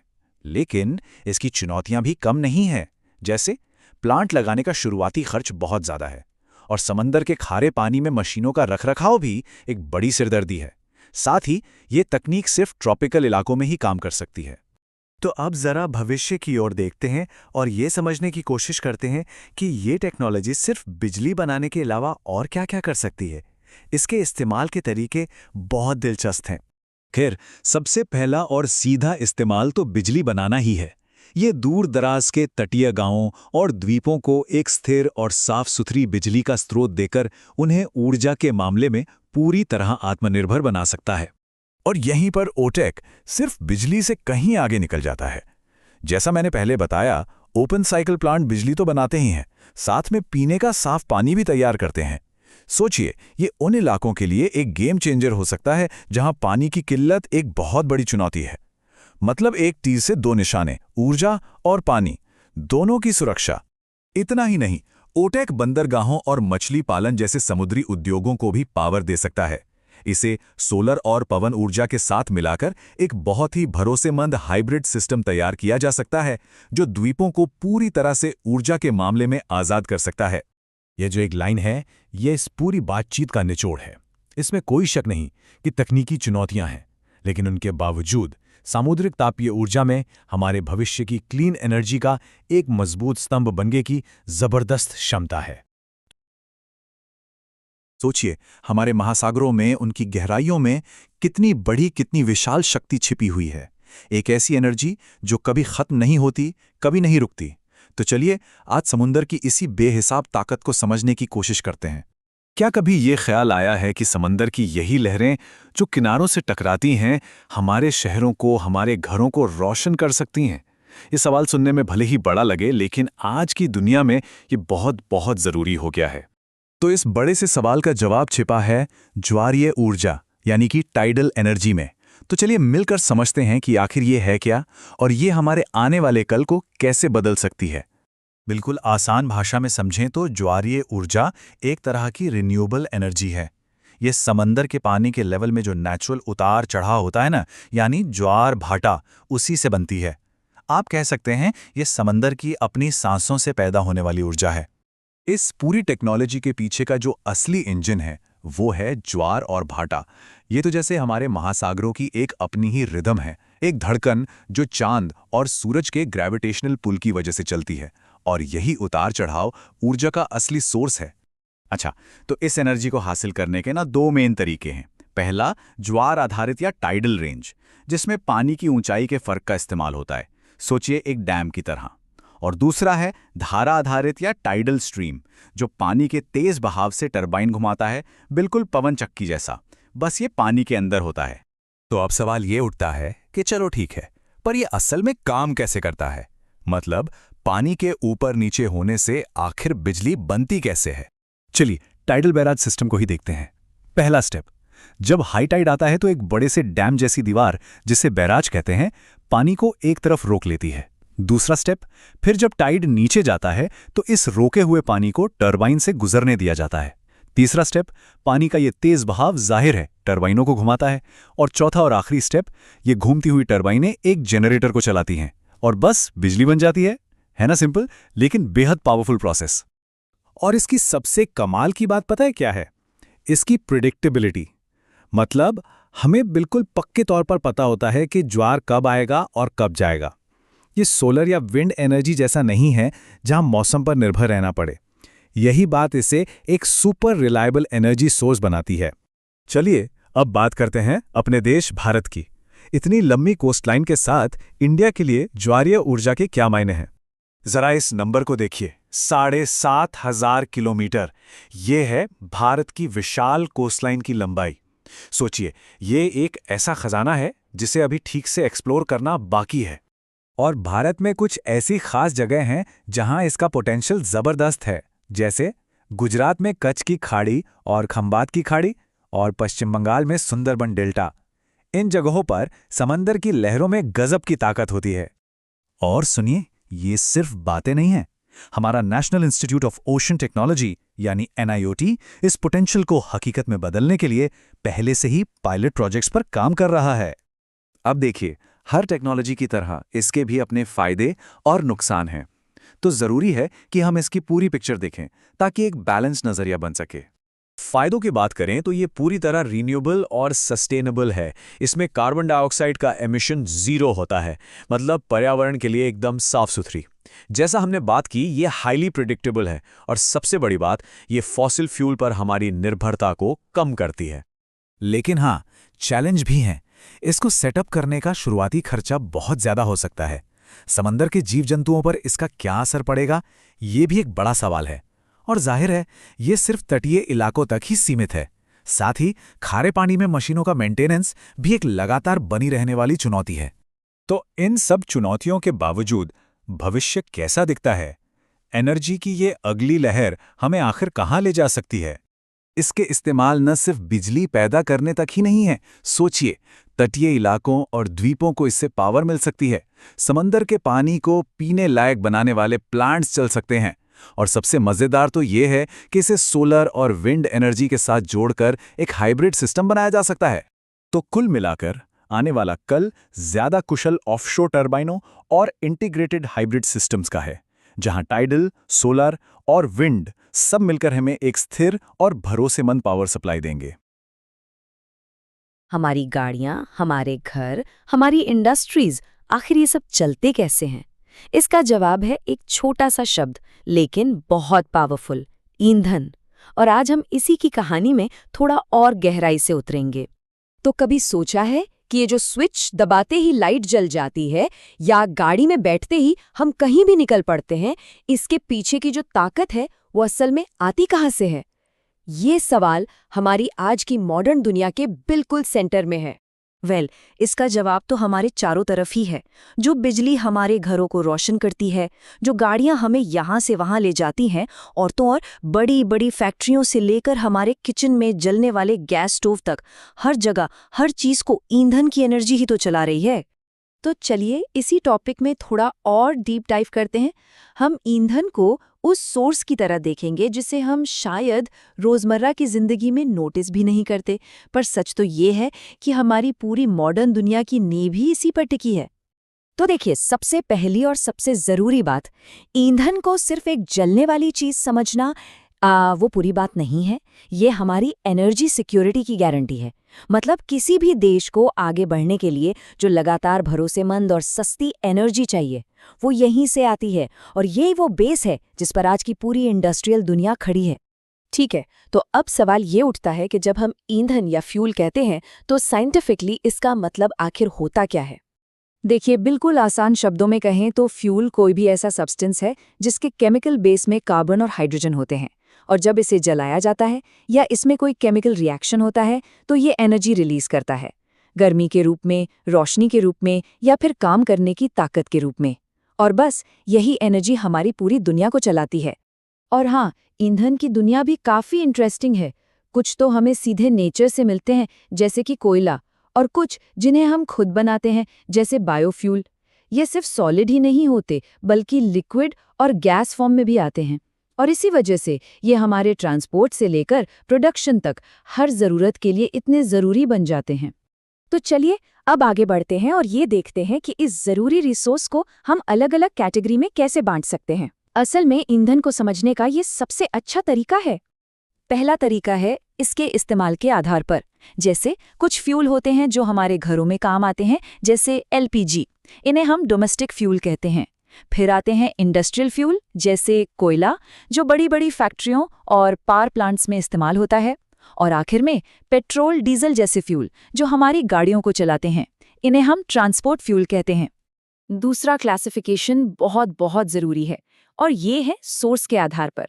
एक तरफ है फॉसिल फ्यूल्स, यानी जीवाश्म ईंधन, जैसे कोयला और पेट्रोलियम। ये धरती के नीचे से मिलते हैं, लिमिटेड हैं, और इन्हें दोबारा बनने में लाखों साल लगते हैं। और दूसरी तरफ है रिन्यूएबल फ्यूल्स, जैसे कि बायोमास या सोलर एनर्जी। ये सस्टेनेबल हैं और पर्यावरण के लिए भी बेहतर माने जाते हैं। और तीसरा तरीका है इनकी फिजिकल स्टेट, मतलब ये दिखते कैसे हैं। सबसे पहले सॉलिड फ्यूल, जैसे लकड़ी और कोयला। फिर आते हैं लिक्विड फ्यूल, जैसे पेट्रोल, डीजल, केरोसिन। और आखिर में गैसियस फ्यूल, जैसे नेचुरल गैस या CNG। ये क्लासिफिकेशन हमें ये समझने में मदद करता है कि इन्हें स्टोर और यूज कैसे किया जाएगा। तो अगर हम इन सभी क्लासिफिकेशंस को एक साथ रखकर देखें तो एक बहुत ही क्लियर पिक्चर सामने आती है। कोयला खदानों से निकलकर पावर प्लांट तक पहुंचता है, तो वहीं पेट्रोलियम तेल के कुओं से निकलकर हमारी गाड़ियों तक। ये दिखाता है कि कैसे हर फ्यूल का अपना एक खास सोर्स और एक खास इस्तेमाल है, और ये सब मिलकर हमारे पूरे एनर्जी सिस्टम को एक दूसरे से जोड़ते हैं। तो अब तक हमने ईंधन के बारे में काफ़ी कुछ जान लिया है ना? लेकिन कहानी का एक और पहलू भी है। कहते हैं ना कि हर सिक्के के दो पहलू होते हैं, और फ्यूल के मामले में ये बात बिल्कुल 100% सच है। ईंधन हमारे लिए एक दो-धारी तलवार जैसा है। इसने हमें तरक्की की ऊंचाइयों पर तो पहुंचाया है, लेकिन इसकी एक कीमत भी चुकानी पड़ी है, और उस कीमत को समझना आज बहुत जरूरी हो गया है। ये एक बहुत बड़ा ट्रेड ऑफ है, कह सकते हैं। एक तरफ फ्यूल हमारी एनर्जी का प्राइमरी सोर्स है, ये हमारे मॉडर्न जीवन की हर सुविधा को पॉसिबल बनाता है। लेकिन सिक्के का दूसरा पहलू देखिए, ज्यादातर फ्यूल, खासकर फॉसिल फ्यूल, नॉन रिन्यूएबल हैं। मतलब वो एक दिन खत्म हो जाएंगे। इनके जलने से जो प्रदूषण होता है वो एक बहुत बड़ी चिंता का सबब है, और इन पर हमारी इतनी ज्यादा डिपेंडेंस हमें भविष्य में एक बड़े एनर्जी क्राइसिस की तरफ धकेल सकती है। तो सवाल ये है कि अब आगे क्या कोई रास्ता है? जी हाँ, बिल्कुल है। अब हम बात करेंगे कि हम अपने एनर्जी के फ्यूचर को बेहतर तरीके से मैनेज कैसे कर सकते हैं। इसके लिए 3 मेन पिलर्स हैं। पहला, सस्टेनेबल यूज, मतलब हम ऐसे अप्लायंसेस और गाड़ियों का इस्तेमाल करें जो कम से कम एनर्जी खाएं। दूसरा, रिन्यूएबल ऑल्टरनेटिव्स पर फोकस करना, जैसे कि बायोफ्यूल और सोलर एनर्जी। और तीसरा, प्रोडक्शन एफिशिएंसी, मतलब एनर्जी बनाते वक्त जो भी लॉस होता है उसे कम से कम किया जाए। तो इन सब बातों का सार क्या निकलता है? शायद इस एक लाइन में सब कुछ छिपा है। असली समाधान किसी एक को चुनने में नहीं है, बल्कि एक बैलेंस बनाने में है। जब हम फॉसिल फ्यूल्स और रिन्यूएबल फ्यूल्स का एक बैलेंस तरीके से इस्तेमाल करेंगे, तभी हम एनर्जी सिक्योरिटी भी पा सकते हैं और अपने पर्यावरण को भी बचा सकते हैं।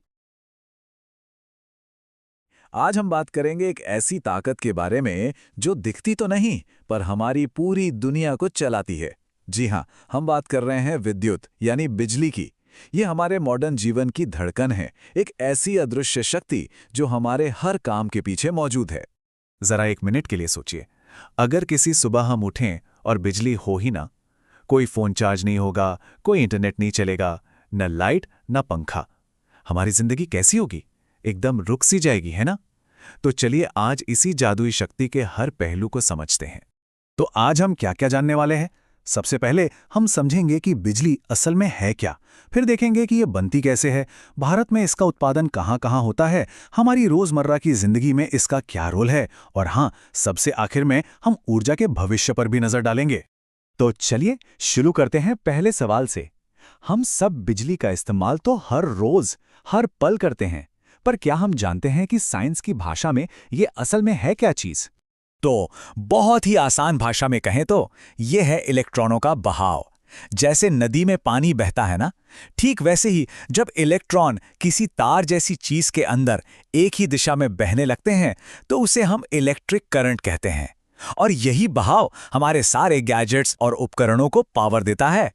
अब एक दिलचस्प बात, बिजली दो तरह की होती है।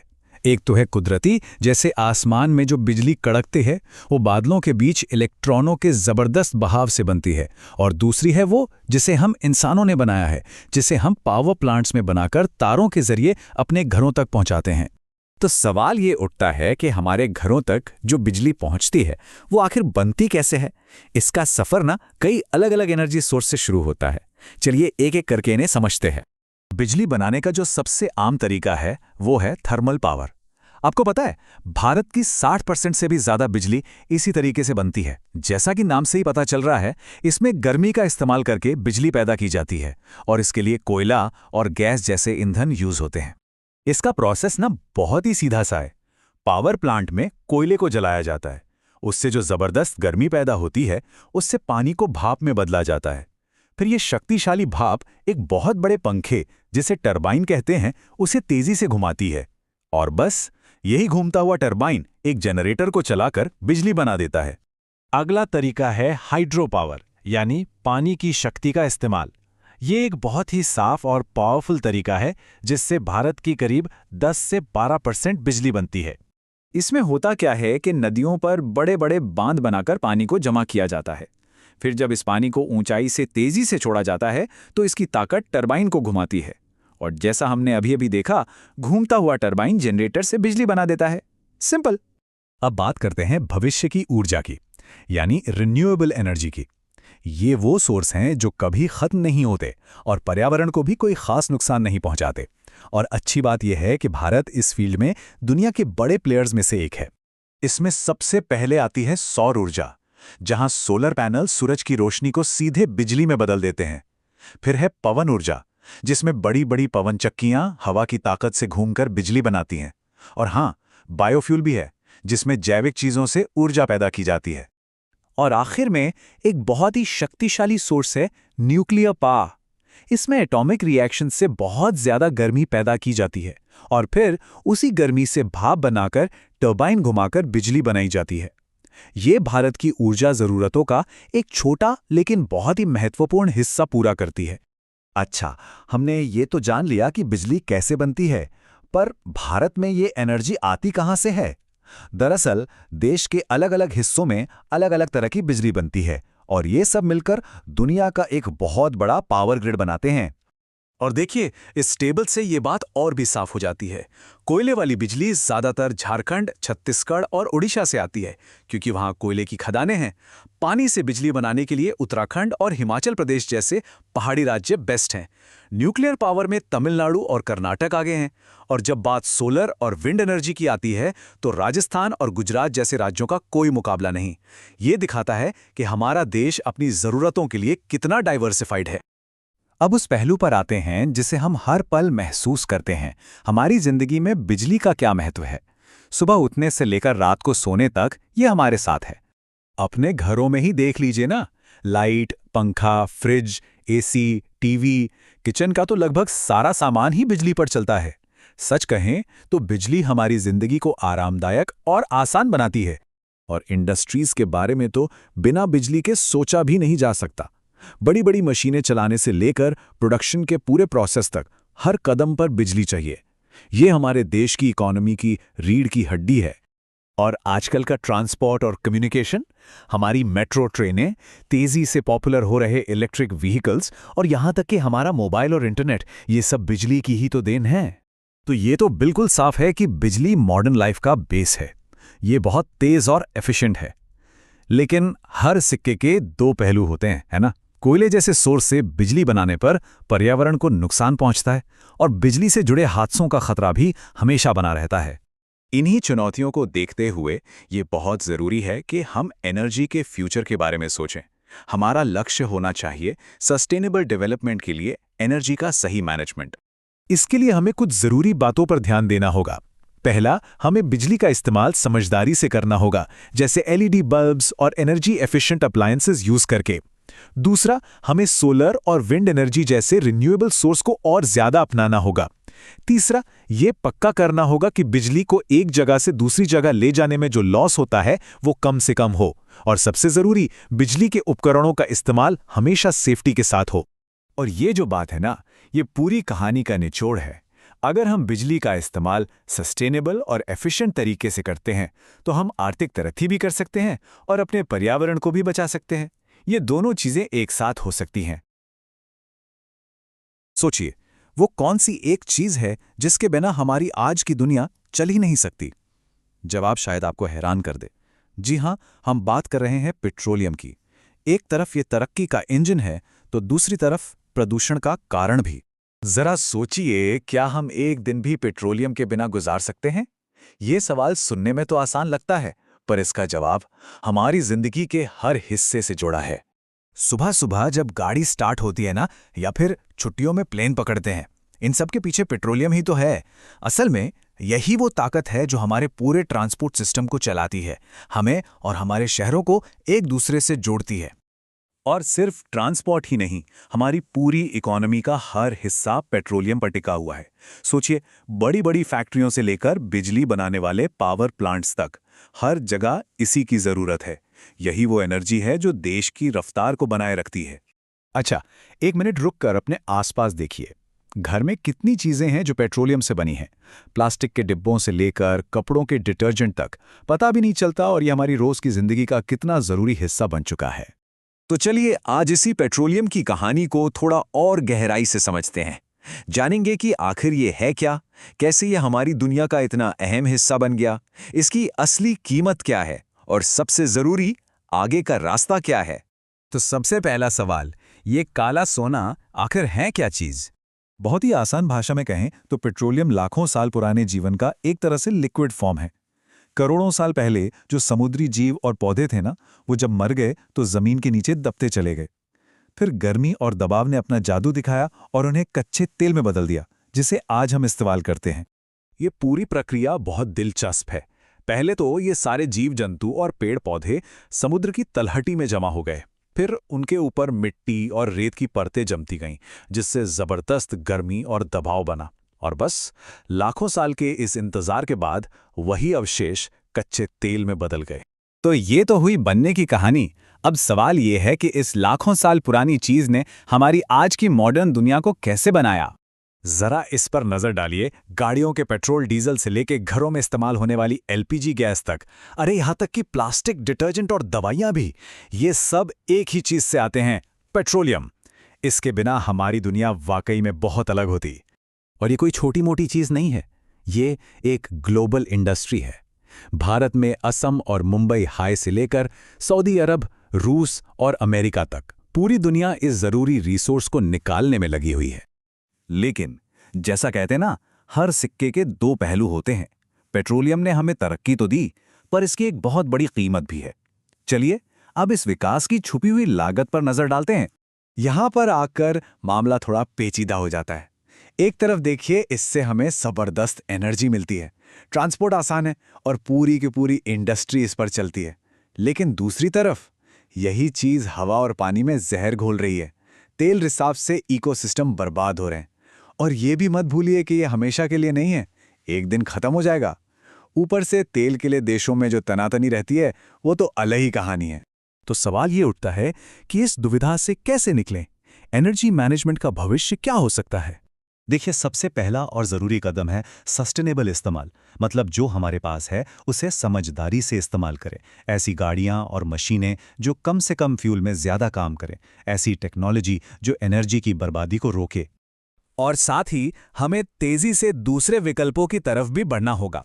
हम बात कर रहे हैं सोलर एनर्जी, विंड एनर्जी और बायोफ्यूल्स जैसे रिन्यूएबल सोर्सेज की। यही वो साफ सुथरी ऊर्जा है जो हमारे प्लैनेट को बचा सकती है। और इसमें टेक्नोलॉजी एक बहुत बड़ा रोल निभा रही है। इलेक्ट्रिक गाड़ियाँ, हाइब्रिड सिस्टम्स, ये सब ऐसी नई टेक्नोलॉजी हैं जो पेट्रोलियम पर हमारी निर्भरता को कम करने में सीधी मदद कर रही हैं। एक साफ और बेहतर भविष्य के लिए ये बहुत ज़रूरी हैं। तो इन सब बातों के बाद हम कहाँ खड़े हैं? आगे का रास्ता आखिर है क्या? देखिए, हमारी ऊर्जा, हमारी जिम्मेदारी, ये बात हम सबको समझनी होगी। क्या हम इसके लिए तैयार हैं? रिन्यूएबल एनर्जी में इन्वेस्ट करके, अपनी खपत को कम करके और सही पॉलिसीज़ की मांग करके हम सब मिलकर एक बड़ा बदलाव ला सकते हैं। एक ऐसा भविष्य जो साफ भी हो और टिकाऊ भी।